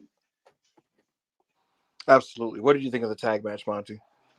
Yeah, it was pretty good, man. Like the Young Bucks, they're not gonna have these like super like explosive, dynamic, unbelievable closing stretches and stuff like they used to have, and like what kind of like made them as as iconic as they have been. But they're still able to go out there and have good matches, especially under the bright lights of pay-per-views or like big TV matches. They still feed so well, and they still know how to put matches together really well. And Nick Jackson's sheer effort is just it pops me a lot. He embraces the grind. He's old, he's a bit beat up, hurt his shoulder on Friday Collision apparently as well. And yeah, man, just his sheer effort, he just pops me, bro. It was a decent match. Absolutely. And then following this, folks, we just got bouncy. It was time for Ospreay and Pac. My goodness, these guys. I mean, a recap wouldn't do it justice. The bottom line is they were absolute demons. And they took apron bumps, and there were poison ranas, and there were poison rana counters, and there were dragon ranas, and there were hidden blades, and brainbusters, and enzuigiris, and suplexes, and styles clashes, and this was just gorgeous. It was explosive, dynamic, electric professional wrestling from two of the best in the world. Will Ospreay is sensational, and his perfect record of incredible pay-per-view matches is maintained because yet again, this was another phenomenal match. A match that in real time felt like it would be impossible to follow. This was terrific. I'm running out of superlatives to describe Will Ospreay. I was just speechless watching the closing stretch of this. The last 5 minutes were just literally out of this world. Right in line with the shit that like guys like Kenta and Marufuji would do in their fucking prime, or Kota Ibushi. This was just tremendous. Absolutely tremendous. Another great match. It'd be the best match of the careers of many wrestlers, but because it's Will Ospreay, this is just among his best matches of this year alone. So I thought this was terrific. What did you think, Monty? I thought this was quite electric. The crowd responses this was getting was probably the craziest of the night, to be honest. The crowd treated this like it was really special, and they went out there and they both delivered spectacular. The level of execution Will Ospreay and Pac can execute is just it's otherworldly. It's shit like that's the sort of shit that's like that we haven't really like seen before. Is people that can like execute this level of dynamic, athletic offense as crisp and as sharp as Ospreay and Pac can. It was very much a spectacle in that sense, I thought this was great. Yeah, I don't really have too much to like break down about it, to be honest. Because at this point, it's like, what do you break? You just watch exactly. it. Like, what the fuck, What did you think, Marcus? Man, y'all know what I say every time I see a spectacular match in AEW, bro, or anywhere. That was real Mersey. You know what I mean? There ain't really much I can say. Like, You're just watching two fucking aliens just do alien shit and just get the crowd on their feet. Will Ospreay is incredible. There's so many things I can say about him at this point. There's no damn way he's only 31 years old, bro. And he's still this great. He was great in 2019, but this Will Ospreay right here, this is an entirely different person. And as for Pac, bro, he is forever one of the most underappreciated guys of the last 5 or 6 years, bro. When he retires, when it's all said and done, history's going to be very, very kind to Pac.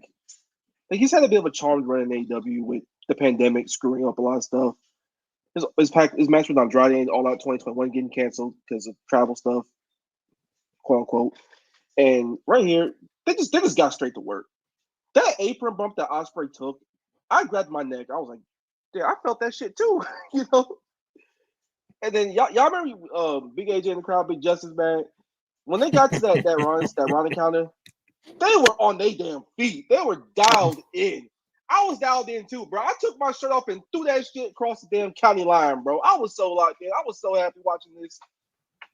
And Ospreay, bro, please get stem cells when you need to get stem cells, bro, because your knees, bro, you are a bouncy motherfucker.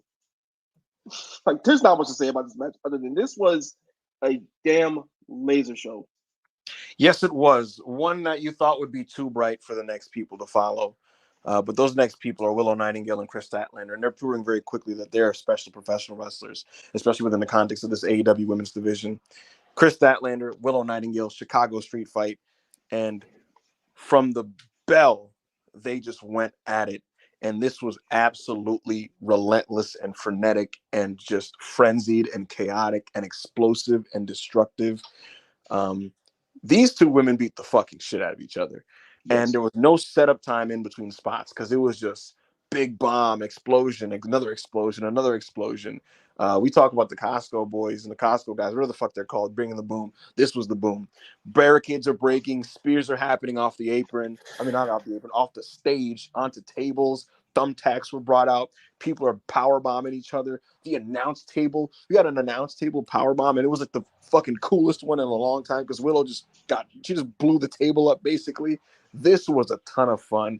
Midway, I called it the she-her version of Masato Tanaka and Mike Awesome because realistically, this match was 14 minutes and it was just nonstop. It was literally, it's the type of match that like other people would do in like 25 minutes and the setup time in between the thing would have like killed the momentum. But this would just go, go, go, go, go, go, go, go, go. And like I said, any other wrestlers would be incapable of following the light show that is Pac and Will Ospreay. But these ladies maintained the momentum, kept the heat up, got the people involved, and in some cases, in some people's opinions, had the match of the night, arguably. So my hats are off to Willow Nightingale and Chris Statlander. They're just flat out the best women's wrestlers in this division, in my opinion, at this point. I think they've put enough work in to earn that distinction. And I thought this was fucking godly. Fucking godly. In straight up the best American women's wrestling match of the year for me. Monty, what did you think of Chris and Willow? Oh, women. Oh man, this was just fucking. And you kind of lined it out already pretty perfectly. A lot of the things that I was going to touch on, like the chaotic, frenetic pace that they started off with, and the match length only being like 14, 15 minutes allowed it to not kind of have any like dead space in between all the stuff that they had planned because they wanted to do a lot, and they did a lot, you know. Kept it engaging throughout, and of course, all the big spots that you touched on. Some of them were like. Stop doing the split bump into the tax was fucking incredible. I ain't never seen that ever in my life. You know, it was a little spooky moment when Willow tries to move off the table and Chris's like leg comes down on the back of her head. That was a bit spooky, but like kind of just added to like the chaotic, frenzied nature of the match. You know, it's just tremendous. They kept the momentum from the crowd going tremendously. Give AEW the props as well. I thought this match was pretty well placed in terms of because you've got to go with like the hardcore match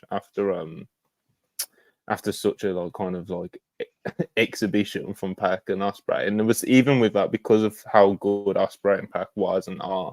It's like there's obviously always still a chance of like how the fuck do you follow that, and a lot of people were saying that like a lot of people was putting this, they were calling this match dead before it even started, you know, because of that reason. Man. Ain't nobody following this. Dave, obviously that's a big name in the space. Even he was like, good luck following that, and fuck, the fucking did, bro. Phenomenal performance. My match of the night. I love this, man. I love this. Yeah, I'm right there with y'all, man. I love this match so damn much. I am so happy that Willow and Stat were just able to go out there and just fucking kill it. They just went straight at it. We got light tubes. We got fucking light tubes. Like, you can't beat that. We got split in the thumbtacks. We got power bombs. We got an apron spot in AEW that looked fucking killer. Like, the way they shot it, it looked like, okay, you're going there. And, oh my God, Stat is just going full speed into the damn barricade, and it just snaps. Willow getting power bombed into the table. Like, everything you wanted. A lot of blood. Stoke players roll well. Stat came off as an absolute monster. Willow came off as a great finish too. Like, Willow came off as a valiant baby face. And I am really excited to see where they go from here with Stat, because she should just shoot straight up the damn card in this division. She's bar none, like, probably the best She's beat Willow ever. twice now, hasn't she? So I think Willow's beat her twice, actually. So I remember Willow beat her in World's End. Willow beat her in the Owen. I think this is Stat's first win over. This year. So yeah.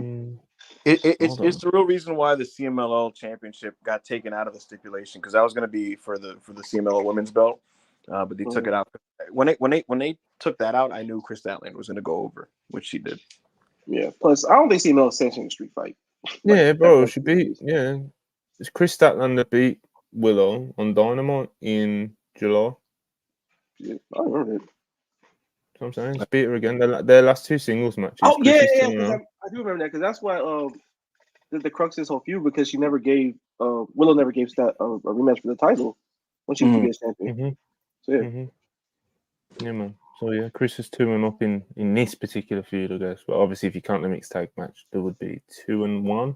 Then all time is 3-2 to Willow. So hell of a feud, brother. What's next, Ibu? It was time for the Continental Championship Fatal 4-Way. Kazuchika Okada, Mark Briscoe, Orange Cassidy, Konosuke Takeshita. And hilariously, because this card was so fucking strong and stacked, this is the match that I guess is the cool down. Kind of a rest spot, go get your food type of thing. And it's like, look at the names you just said: Konosuke Takeshita, Mark Briscoe, Orange Cassidy, Kazuchika Okada. They're the guys that you're like, all right, let's cool down now and get ourselves back in order. But that goes to show how strong this card was. This was fine. It was just four guys kind of just doing their thing, and it was some solid action. I got to rewatch it right before we went live, and it very much felt like a Dynamite match, to be honest with you, but like a good one. Again, these guys did their thing. Mark Briscoe was awesome. Orange Cassidy was dynamic as always. The fans got into like anytime Takeshita and Okada faced off. It's very clear that's the big one. That's the next big match and big opponent for Kazuchika Okada. They're holding that one off. I'm excited. Hopefully that one is in Queens, New York. But until then, they're just teasing, and this was basically a placeholder title defense. Okada was able to Rainmaker Orange Cassidy and get the win here. I thought this was fine. What did you think, Marcus? Yeah, Sam, I thought it was cool. It was a good match. Like, it was pretty up to par. Like, Mark Briscoe and Orange Cassidy are fantastic. I love the conglomeration so much. Takeshita deserves the world. Okada did this thing. When he's dialed in and gets to actually wrestle serious matches here, like, you still see who he is. He ain't surfing. He ain't retiring. He's still the Rainmaker. Let's not get it twisted. But the big takeaway here, I'm just saying, bro, some people was putting them surfing allegations on his name. And one of them sitting in this room right now. Ibu. Unmute yourself, brother. I have nothing but respect and reverence for Kazuchika Okada, the Rainmaker. I think he's one of the great big match wrestlers of all time. Sure. Anyway, the big takeaway here, anytime they cleared the floor and Takeshita and Okada got to do their thing and stare it down, the crowd responded. They see this as a huge money match. They know who Okada is. They want Takeshita. I want Takeshita. Everybody here wants Takeshita. Man, we want to see that match immediately. And they had the nice little cutoff spots where Orange Cassidy and Briscoe came in and like just did double team spots on them. Cool, fine. Take the moment away. Give us a little breadcrumb.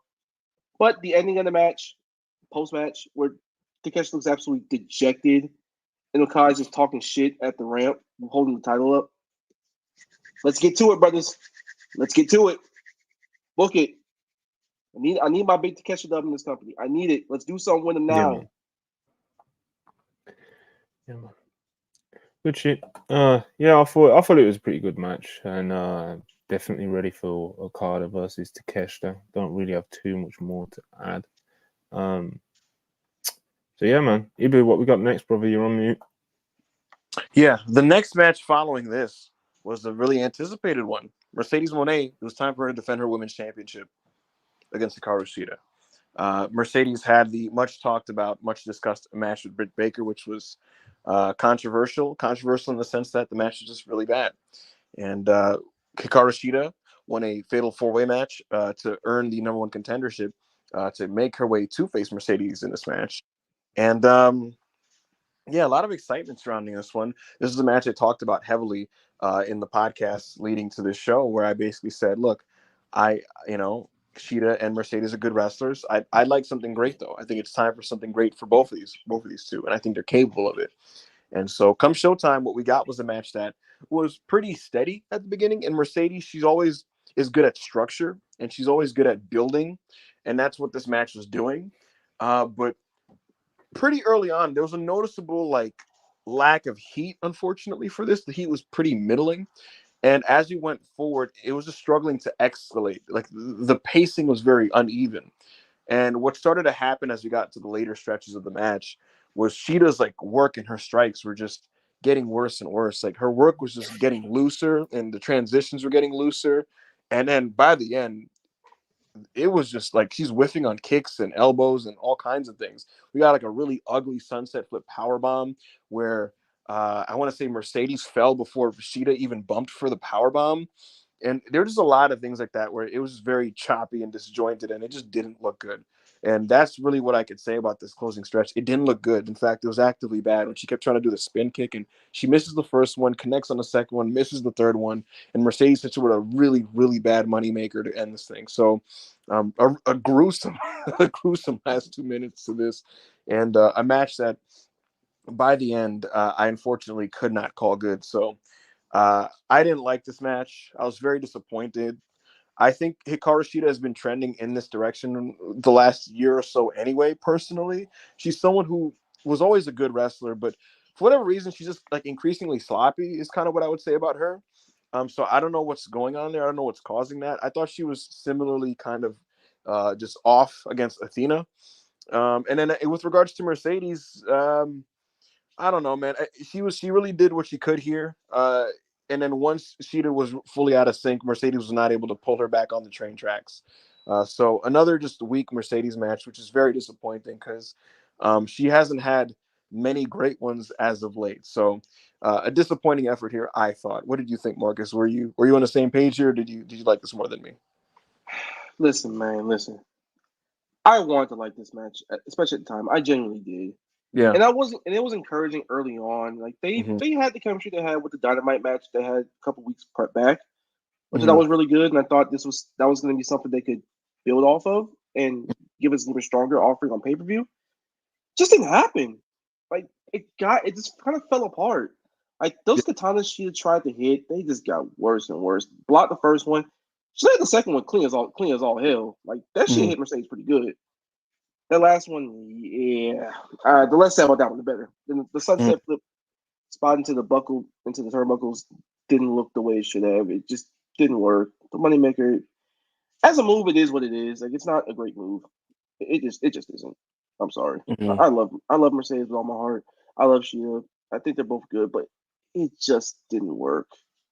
But I don't know, bro. Yeah, it's just not to turn this into therapy, but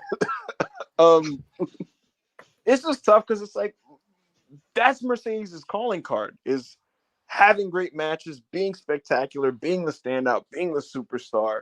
And obviously she still has the presence and the aura and the presentation and the charisma of a superstar. But part of what made her like not just great, but like the best women's wrestler I've ever seen in America is that she backed it up when it was time for the bell to ring. And it didn't matter who she faced. We're running out of time here, so I can't like elaborate too much, but this is the woman that like was having 3 and 3/4 star matches with Carmella. So Carmella's good, man. What you got to bring up Carmella? No, Carmella. She is like fine. You could have said like Nia Jax back then. But my point though is Carmella. Ronda. If you asked anybody who's a better wrestler between Carmella and Shida, most people would tell you Hikaru Shida. And so I'm just saying that's what most people would tell you. And so it's like Mercedes, her reputation was give me anybody decent or better, and I'm having a great match with them because that's what she would do. And so my point is, I'd like her to get back to that. Monty, real quick, what did you think of this match? Yeah, it was pretty bad. She kind of echo a lot of what you said, to be honest, bro. I think Shida's been trending in kind of a negative direction for a minute now. Obviously, she was away for a bit, kind of working off rust and whatever you want to talk about. But yeah, man, I'm just ready to see Mercedes. Like, even it's not even to say that Mercedes was perfect in this match and Shida wasn't. It wasn't even a thing like that. Like, Mercedes was a little bit off in this as well, so she obviously deserves whatever criticism goes her way as well. But I'm just ready to see Mercedes actually wrestle the people I wanted her to wrestle in the first place now, you know.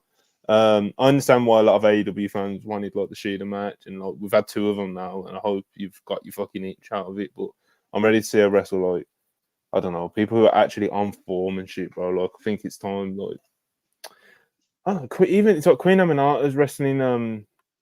She's gonna be wrestling Mariah May soon. Let's cut the bullshit. Let's get fucking Mercedes Athena. Let's build to that. Like, yeah, I need her on like Death's Row now. You know, I don't need a wrestling like, oh, this could be a nice way to fill time, or Britt Baker's a big name. Like, nah, fuck that. Cut the bullshit. Killers. Like, let's get going. You know? I would do Joshi imports to kind of just get her like. The Momo match was pretty good, bro. I like that match a lot. That's what I'm saying. I would do some Joshi imports. And while I'm doing that, I start to transition Athena back to main TV and building her up because I think that can be a big match for the Dallas Stadium show. But I prefer that like be set up way in advance. And I'm not even talking about direct interactions. I'm talking about making Athena feel like a fucking killer on the main show. So, yeah, I think we all agree there with Mercedes. The next match was Jack Perry and Bryan Danielson, and this was Bryan Danielson doing Bryan Danielson things. Jack Perry in Chicago is usually a fun watch. It was more of the same from him in Chicago in the sense that he was there and they did a lot of chants, and there was like Cry Me a River and there was CM Punk chants. It's a lot of just Chicago having fun, and he has fun with that, and he does a lot of shtick to kind of go with it. I've said what I think about Jack Perry, the worker, as a scapegoat. He's neither bad or great. He's just kind of like, he's fine and he doesn't fully know what he is. But again, the shtick works, and Bryan Danielson was able to find a middle ground where he kind of brought some physicality, and Jack was able to ride that physicality. And they had, by the end, a very good match. Very good match here, I thought. Some great bumps for the Busaiku knees at the end, and I thought this was good stuff. What did you think, Marcus? Somebody said Jack Perry was going to have a good match in Chicago, but somebody here ain't want to listen to me. Somebody here doubted. Somebody here was a skeptic. But wasn't me. I got sacrifice. Jack Perry did his thing, and obviously Bryan Danielson is Bryan Danielson. They had a very good match. The connective tissue was there with him. They brought the good middle ground of just kick the shit out of him, and Jack will give you something back. The funniest part with the crowd was the butterfly suplex that Danielson gave Jack off the apron. They all chanted, "You deserved it." I thought that was really funny. And the way he bumped for those Busaiku knees was like a fucking madman. I thought he was about to break his damn neck doing both of those. That was great. He did like a pounce bump in there. Yeah, on both times he did. And then the interferences were kind of funny. They were cool. The Bucks just stomped the absolute dog shit out of Bryan. He tried to do all that, and then Danielson just fired up and just beat the dog shit out of Jack. Another Busaiku knee. Got the win 1-2-3. Successful outing for both men. Good first defense. Jack Perry's still the scapegoat. He's still my guy. I have full faith in him. I do want to see him develop a little bit more what he wants to be as a heel worker. Just do flips, please. Like the Bucks do flips all the time as heels, and they've been doing it for 20 years. Do some of those. Give me a Destroyer. Give me a 450, anything. The kick's still great. The glass jaw's still good. Just incorporate some stuff. What do you think of this match, Monty? Yeah, it's pretty good. As in, like, it's Bryan Danielson in a pay-per-view title match, bro. So it's like it's got a pretty low. It's got a pretty high floor, to be honest. Obviously, I think the big interesting things look going into this was like, how is Jack Perry's performance going to be? Is he going to like really live up to it? And I think really importantly, it's like in watching the match, is like, can they make me buy on a near fall? Can they make me believe, even if it's just for a second, if like Jack Perry, can he actually really pull this off? And unfortunately, I don't think they did that. Jack Perry's work as a heel is kind of like, he can do like funny shtick and stuff and like wink at the crowd, and he does that thing where like he hits someone off the apron and he was doing all that shit, and like he can do like little things like that, but his actual overall work as a heel is just like, it just doesn't connect for me. I don't buy him as a heel. His work obviously is good, and he took some really cool bumps, and he even pulled off some really nice moves and stuff in this match. But just the way that he carries himself and stuff, it's just, I just find it kind of hard to buy, and hopefully he can kind of iron it out more. That being said, obviously, like, it was a good match. Bryan Danielson doing his thing, bro. Saying that the finish, that like defiant pose that he always tries to do as well, is just like, he thought he was Raven there. He thought he was Raven, especially when he done it at the end as well. It's just like, all right, bro.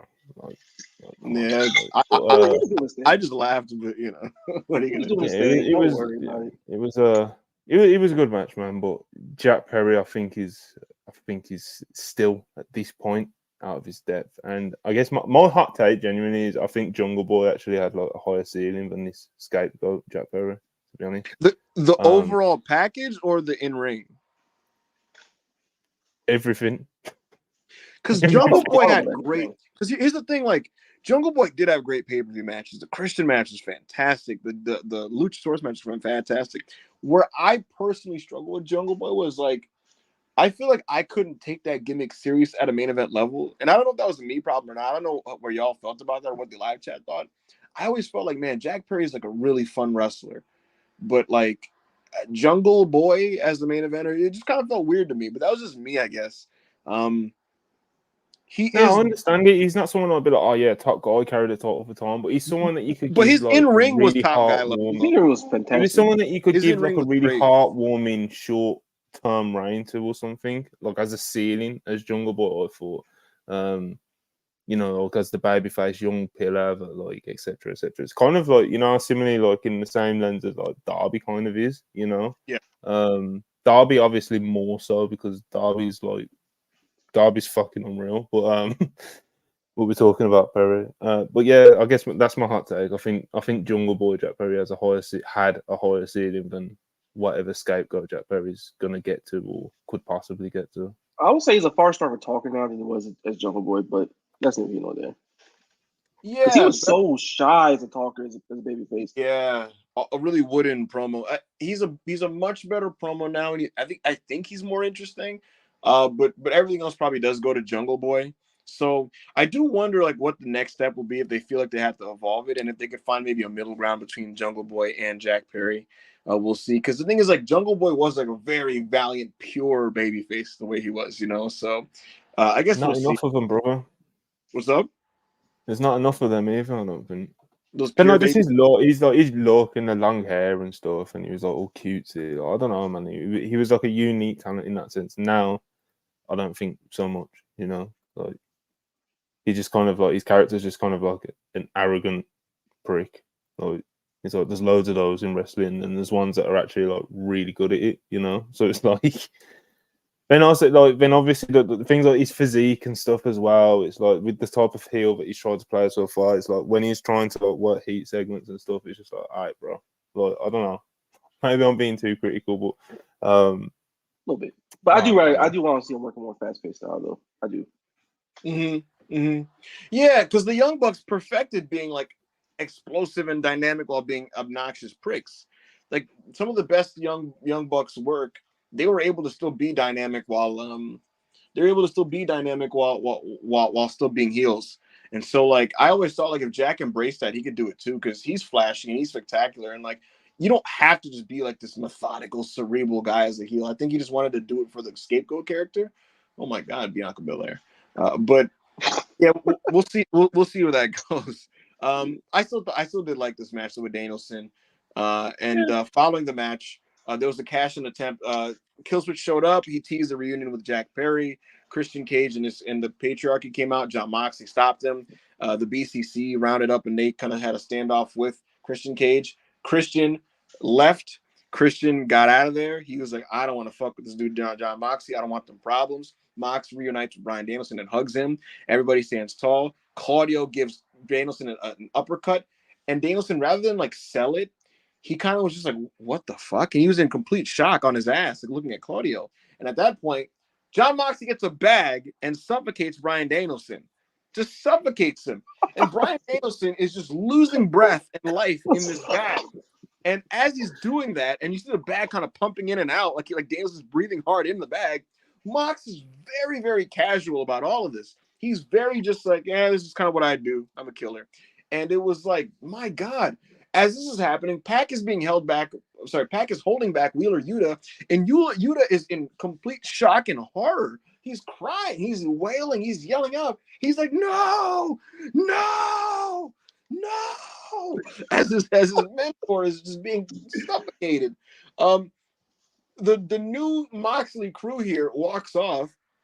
Crowd is booing. Jim Ross is disgusted, and paramedics arrive on the scene, and they put a breathing mask onto Danielson, and they take him out. So, yeah, a really, really effective angle, I thought. A really sad one. I saw it coming, and it's still kind of heartbreaking. It was shocking. I can't lie. Yeah, I saw this match. I mean, I saw this angle coming. Like, I'm very aware of like where this is going, and yet it still was just sad. I was really, really just saddened by this. So, super effective. Wheeler Yuta was a big part of that. I thought this was great, and I guess your big report from the night is, this is the big storyline that will lead to Bryan Danielson's full-time retirement. There you go. There you have it. Yeah, heartbreaking stuff. How could that? You know, how fucking could that?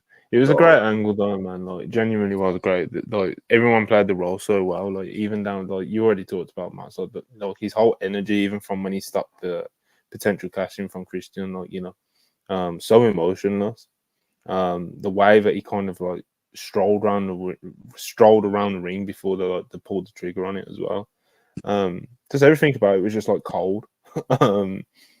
Even Pac, bro, like the way that like he like hugs you and holds him back, and like the absolute distress and horror on Yuta's face.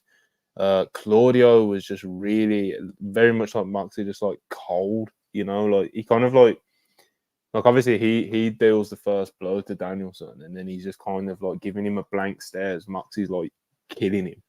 And then and as Yuta's like struggling with Pac, he kind of just like nonchalantly just shoves him, you know, and it's just like, damn, you know, like everybody hit in this angle the way it needed to. I thought it was horrifically wonderfully executed. What do you think, Marcus? Bro, I was shocked, not in the sense that I didn't see it coming, because Moxley being weird and all brooding for the last several weeks, you knew this was where it was leading to. But the way it came about, I just looked down at my phone for like 1 second. The next, Danielson's on his ass, is looking like distraught and shocked, and he gets a fucking paper plastic bag put over his head. Like, what the fuck's going on? Like, what is an execution? And it's like Yuta just getting held back by Pac. Pac is like, shh, it'll all be over soon. Don't worry. Shh. It's like watching a dog get put down. Like, that's how sad it was. And then Mox is just walking off like, man, I don't really give a fuck. This is what it is, bro. The game is the game. It's like a fucking mafia hit that we saw happen. And it was so bad. Like, Jim Ross is like, why you put a goddamn plastic bag over his head? What the fuck? And then, so that was one of the best bits of it, man. The way Jim Ross sold it on commentary after that, like, he was fucking like that. Really, it drives me mad with AEW sometimes when like these big angles or something happened, and the commentary just kind of like get nonchalant and joke about it. Yeah, that's what I mean, bro. It's like you can tell that like the commentary team's a bit jaded in that sense in terms of seeing wrestling angles and stuff. It's like Jim Ross was absolutely fucking disgusted by what he just saw, and that's how we should be reacting, you know. So like we saw an attempted murder. It got so bad. AEW Twitter account was like, "Yeah, we can't show that. Our fault, y'all." Like that's how crazy it was. Which is why I loved that they said we will not play this angle on replay because AEW doesn't stand for this, and they don't co-sign the actions of Jon Moxley.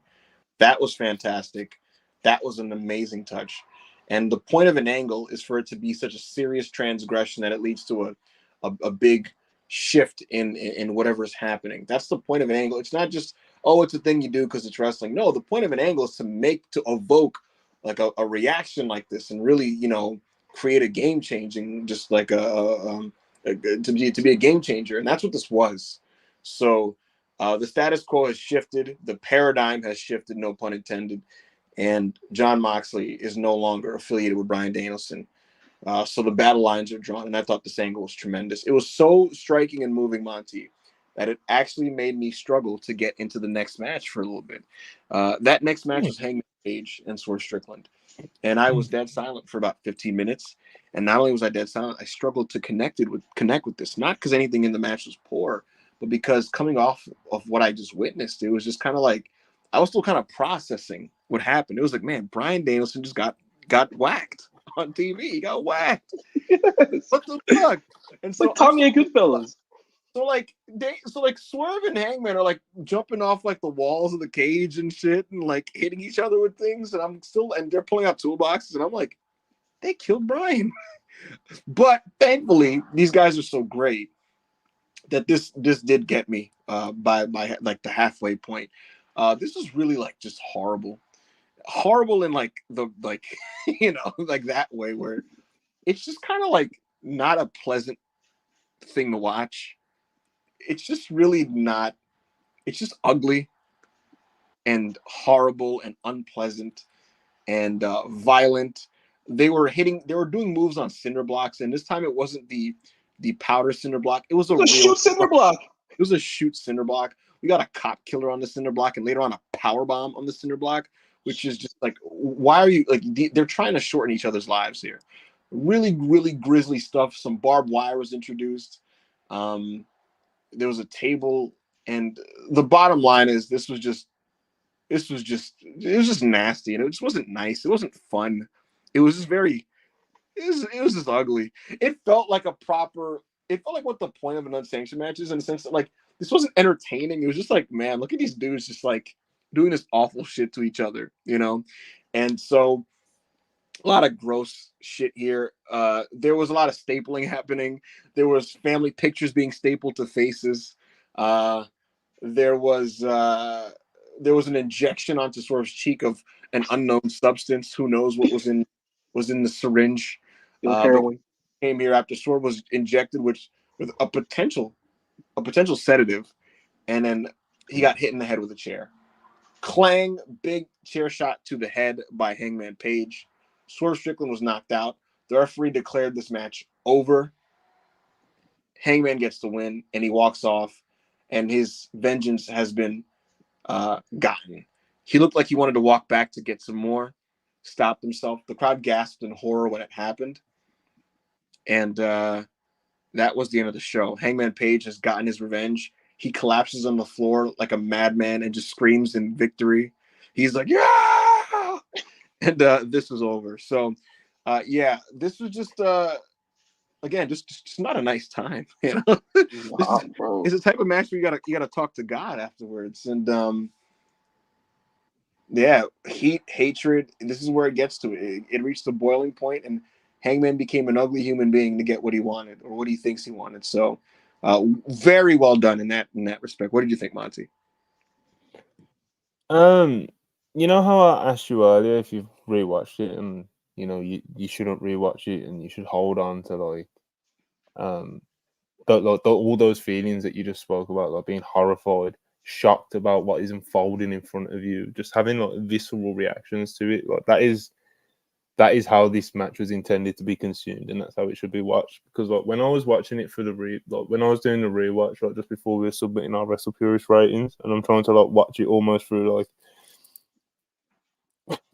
almost comedic saying critically. I wouldn't class myself as a critic, but like when you're trying to watch it for like match rating purposes, it's like there was like certain issues with the match in the sense of like, but it doesn't matter because what they were going for was this like horrifying experience, you know, and they pulled that off. It was all those emotions that you just mentioned, Nibu, you know, it does take you through all of that, you know, and obviously that was the intention of it rather than it being like a 5-star classic, because when you look at it from kind of you know, like a critical point of view, and you're trying to like, you know, you split hairs and you do what you do when you're trying to review a match, it's like the pacing was a little bit weird. Because you could tell, like, especially when Hangman was on top, he was, instead of going for kind of like, I'm gonna like savage and kill this guy, that he was going for more of like a methodical, sadistic approach. So like he was pulling things out of the bag, he was doing things, he was setting things up, and he was just kind of you know, like just beating the shit out of Swerve. You know, Swerve had a bit more urgency when he was on top, but still, there was just like moments where like Hangman would just kind of stroll around the ring, and the crowd wasn't quite reacting to some of the moments that I think how they think they it would have been better intended. It was but like I said, it's like that's what happens when you rewatch it. Almost kind of like ruined it for myself, like trying to look at it through that lens. Because like I said, the pacing in certain moments was off, but as an experience watching it, it is something that I'll never forget, you know, and that was the actual intention of it. Like I said, the intention of that match was to create an experience what would like horrify you. Like these guys are willing to go this far to kill each other, you know. And I thought they hit that mark perfectly. You know, people are horrified. People are asking if they went too far. People are, you know, clipping up different. You know, there's so many highlighted fucking moments from it. Whether it's the cinder block stuff, the bump that Swerve took on it was like horrifying. You know, yeah, it was just like a match of kind of like moments rather than like connective tissue and stuff, like to build like a you know, like a 5-star epic, because that just isn't what they were going for, you know. So it's like even weird to even bring it up in a critical sense, but I did do that second rewatch, so I thought I kind of have to give much an opinion on it, you know. But yeah, as an experience, it was something I'll never forget. And like I said, that was I think the intended intention of it, and they hit it, man. They hit it. Horrifying stuff. It was the wrestling version of Meet the Grams. Yes. You know? You're not listening to this to like, you know, bop your head and like enjoy the music. You know, it's just kind of like, oh, okay. What did you think of this one, Marcus? I was fucking terrified. Yeah. That's what I can describe it. It felt like I was watching a match. It felt like I was watching my first ever drive-by shooting. I felt like I was watching a man get executed in the public square. Like, it was one of those things where it's like, no, this isn't a competitive match where a guy is trying to take another guy's spot like the first match was. Isn't the second match where, okay, it escalated and it got personal. But it was more like a spectacle of violence of, holy shit, what are they going to do next? And it wasn't the third one where it's like, okay, we're just trying to stop each other from accomplishing our goals. This got to the point, a man's house was burned down. Another man was doxxed and home invaded several times. This felt like, what the fuck are we watching? Yeah. Am I even supposed to be here? Yeah. Like, I want to go call my mom or something, bro. Like, this was nuts. Him got stabbed with a piece of the wood from the burnt house. Yeah, he was jabbing him repeatedly with that. That was fucking sadistic. That was nuts. And the most sadistic part wasn't even something that actually took place. It was when Swerve teased doing the Swerve stomp off the top of the cage. I'm like, Swerve, please don't smoke your legs. That was very fun. It was. I was like, I knew it wasn't gonna happen, but it's like, dog, do not smoke your legs. I beg you. I know you hate this nigga, but don't smoke yourself. Shit, but now the Hangman just basically did a fucking awesome bomb to him off the top rope. That was fucking brutal. The shoot cinder block, bro. When both those men are gonna have to have like back surgery in like 10 years, they're gonna remember that spot for the rest of their lives. And the Swerve stomp through the table. We got callbacks with the family pictures getting stapled on the Hangman like he did the Swerve in the second match. It was brutal. And then he fucking hot shots him with like a fucking sedative. What was it, like Xanax? Like, what was it? He gave the fucking Chris Tucker. Heyman turned into Michael Jackson's doctor. That's what propofol, isobufol, you know. Yeah, propofol, some of that, and then he just fucking executes him with the chair. And I love the way AEW shot it, where they like immediately cut away and wide panned it, because it was like Swerve got shot in the middle of the ring, and he sounded just yeah. And I saw the fan cam footage. I was like, holy shit, he killed him with that. Crumbles to the floor, and everyone's just sitting there horrified, like, congrats, yay, great match. I want to call my mom. And then I will talk about the ending. I want to talk about the ending of the pay-per-view. This was maybe the best 30 some odd seconds I've seen after a match, maybe in quite a long time, where Heyman's at the ramp just celebrating and is contemplating what the fuck he just did to get here. Like his fucking lips are quivering. He's about to cry. And then he just walks towards the ring. Everyone is just horrified. Like, is he gonna kill him? Is he gonna try to kill him again? Women were shrieking, bro. They were loudly shrieking in terror, like he's like Michael Myers about to cut someone's head off. Yep. And then Heyman just kind of like solemnly just says, "Yeah, you know what? Fuck it. I am what I am now." And he has an absolute fucking attack on the damn top of the ramp, like he just won via fatality. He's like, "Fuck it, I'm a monster now." Walks through the heel tunnel. That's it. Like, what I won, but at what cost? Like, what did I do to myself? Like, why did I change the way I was to get to where I got here? He's really become a version of himself that is impossible to be proud of, even if he feels like he was in the right for the situation. And now he has to live with that. He has to live with the person he's become to get this win on Swerve. And he told all that with his face, which is great storytelling. Yeah. You know, he didn't have to fucking look at the camera and go, "Is this the man I am? How could this?" Like, he didn't. It was just, you got it. You got it from his facial expression, and it was tremendous. And because he had done such horrible things to Swerve in that match, it's why the audience shrieked when he walked back towards the ring like he was going to do some more. I'm really glad that the chair shot was the finish here, because you can't top that, in my opinion. You would have just jumped the shark. That was like gruesome in and of itself. And especially with how it came off as well. It came off so well. You got to end it right there. It hit that it really hit that, like, that chair shot happened, and the ref was like, "All right, this is over." So I thought this was an excellent finish to just quite the visceral experience. And overall, this show was fantastic. This is a great show. And what's up? Just to chip in, you know, like, it's more to the point you made earlier. It's like there's some things you just need to watch and just kind of like feel it and viscerally like react to things and just like really feel it. And this was one of those matches. Like I said, like I like literally like regret doing that second rewatch I did earlier and trying to look at it through like a reviewing lens. Like, really regret it, because it kind of like dampened the experience. So now it's just like I've got to hold on to that first watch, you know, and that's how I'll remember the match. I found it funny that like the whole discourse coming out of it was like, did they go too far? Needles, this, that, cinder blocks, chair shots to the head, etc. It's like my issue with the match was not pacing, you know. It's like, guys, they did exactly what they said. The violence didn't. Like, obviously there was moments when I cringed and stuff like that, like when like the way that they would bend on the fucking cinder blocks and stuff. But it wasn't a moment where I was like, "Oh, this is too much."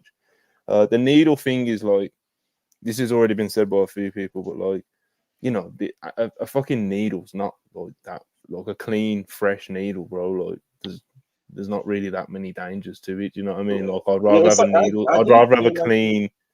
Yeah, so I mean, I'd rather have a clean dud needle stab through the skin in my cheek, rather than like take a bump on a cinder block like all day long. You know? Yeah, it's like it's a fucking needle. Like, that doesn't hurt that much. Exactly. So like, I get how it can like gross people out because people don't like needles. You know what I mean? So it's just like one of those things. It's I think it was like one of the OSW guys said it kind of reminded. You remember when Randy Orton did the did the spot with Jeff, the ear spot with Jeff Hardy, where it's like he just like stuck like a screwdriver in his ear and just was twisting it and shit. It was like, obviously that was probably fucking painless, bro, but it just like looked disgusting, you know. Yeah. So it was kind of like in that same vein, you know. But yeah, I was gonna say something else, but I can't remember. And I know EB wants to watch this Uncle Howdy 8-man that's going on. What was I gonna say, bro? Tell me. Man, Swerve. Maybe someone in the chat or fucking.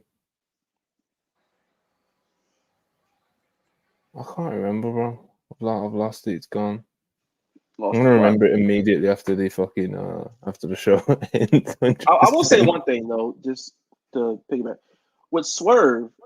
Like, where does he go from here? Is what I'm really interested too. The hospital. No, obviously, but like after resting up, you know. Oh yeah, this is what I was gonna say.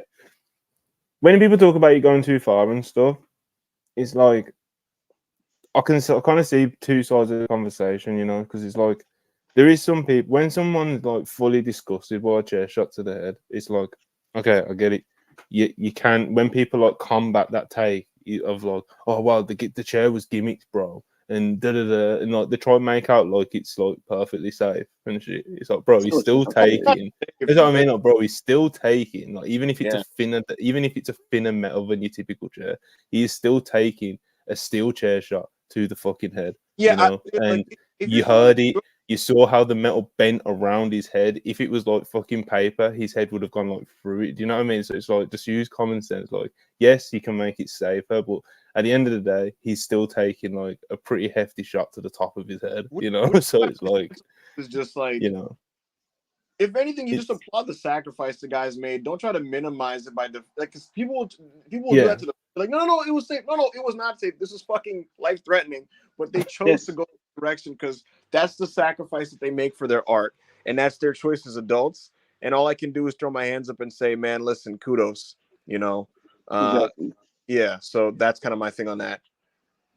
And it was still a fuck you shot to the head. Heyman put everything he had. That's what I'm saying, bro. Like, it was no joke. We saw it, we heard it. Do you know what I mean? It was no joke. And it's like, it's one of those things. Like, I'm neither extreme in the sense of like, I'm not Dave, where he's like, we have regressed.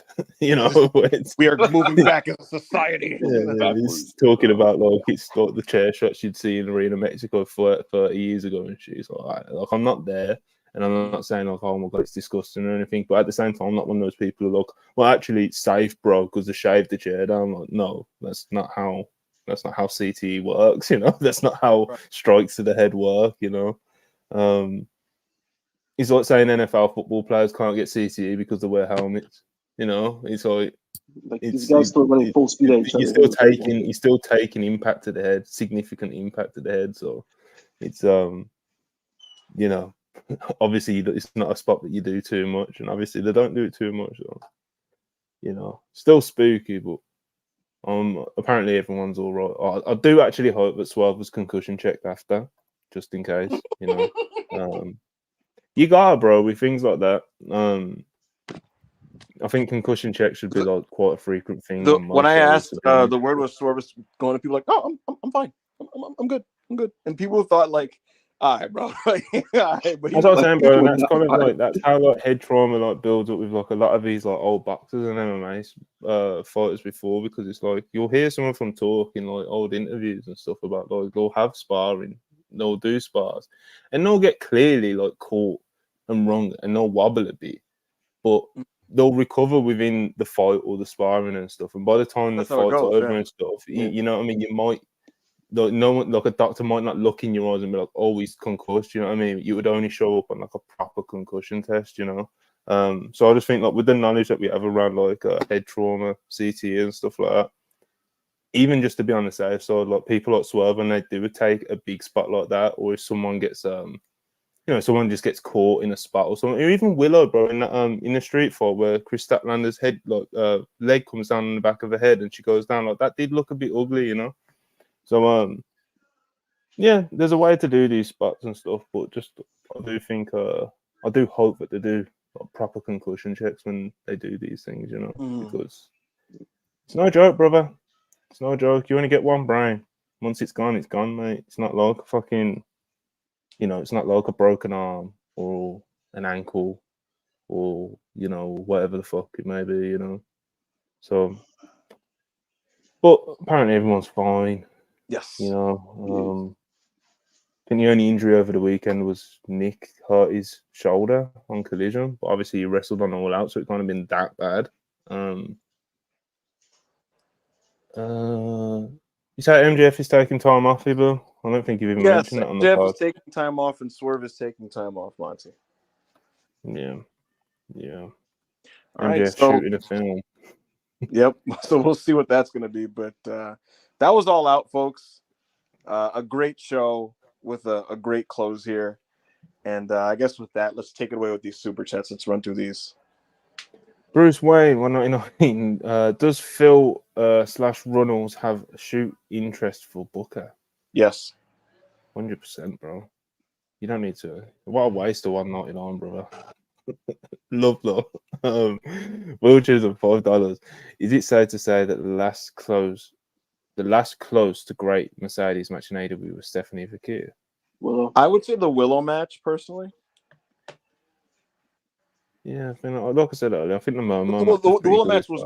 I wouldn't say the Willow match was close to great. I think that match was great. That was legitimately great. Yeah. Yeah, that match was great, but the Vakir match was close to great. Yeah.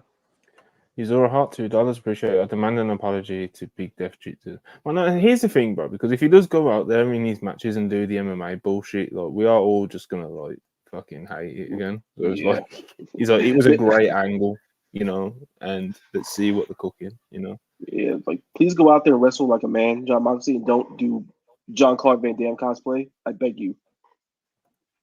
Right. It was a great angle though, and there is definitely a sense of relief that he's like linked up with the old BCC guys rather than doing like Shane and Josh Barnett, you know what I mean, or whatever the fuck.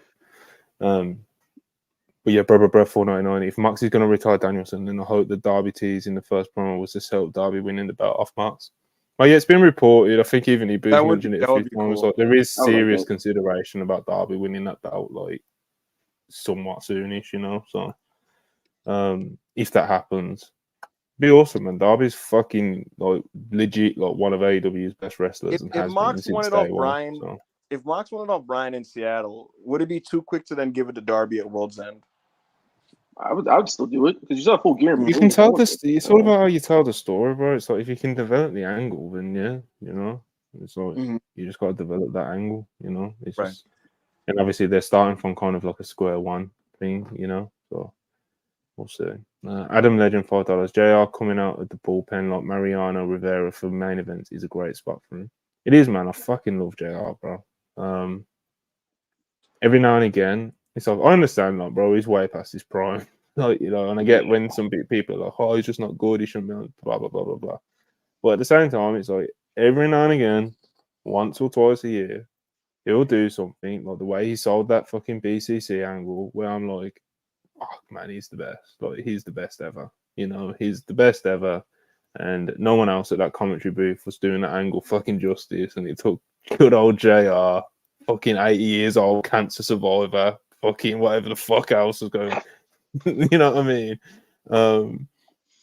It takes him fucking come through and drop the realness. So, every now and again he can still drop a tremendous call that makes it all worth it, in my opinion. Just call Bryan Danielson by his name, please.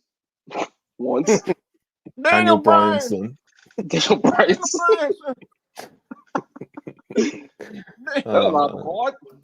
Bryan. The absolute best ever. Rusho 279, appreciate it. The graphic for the Mox graphic for Dynamite is so beast.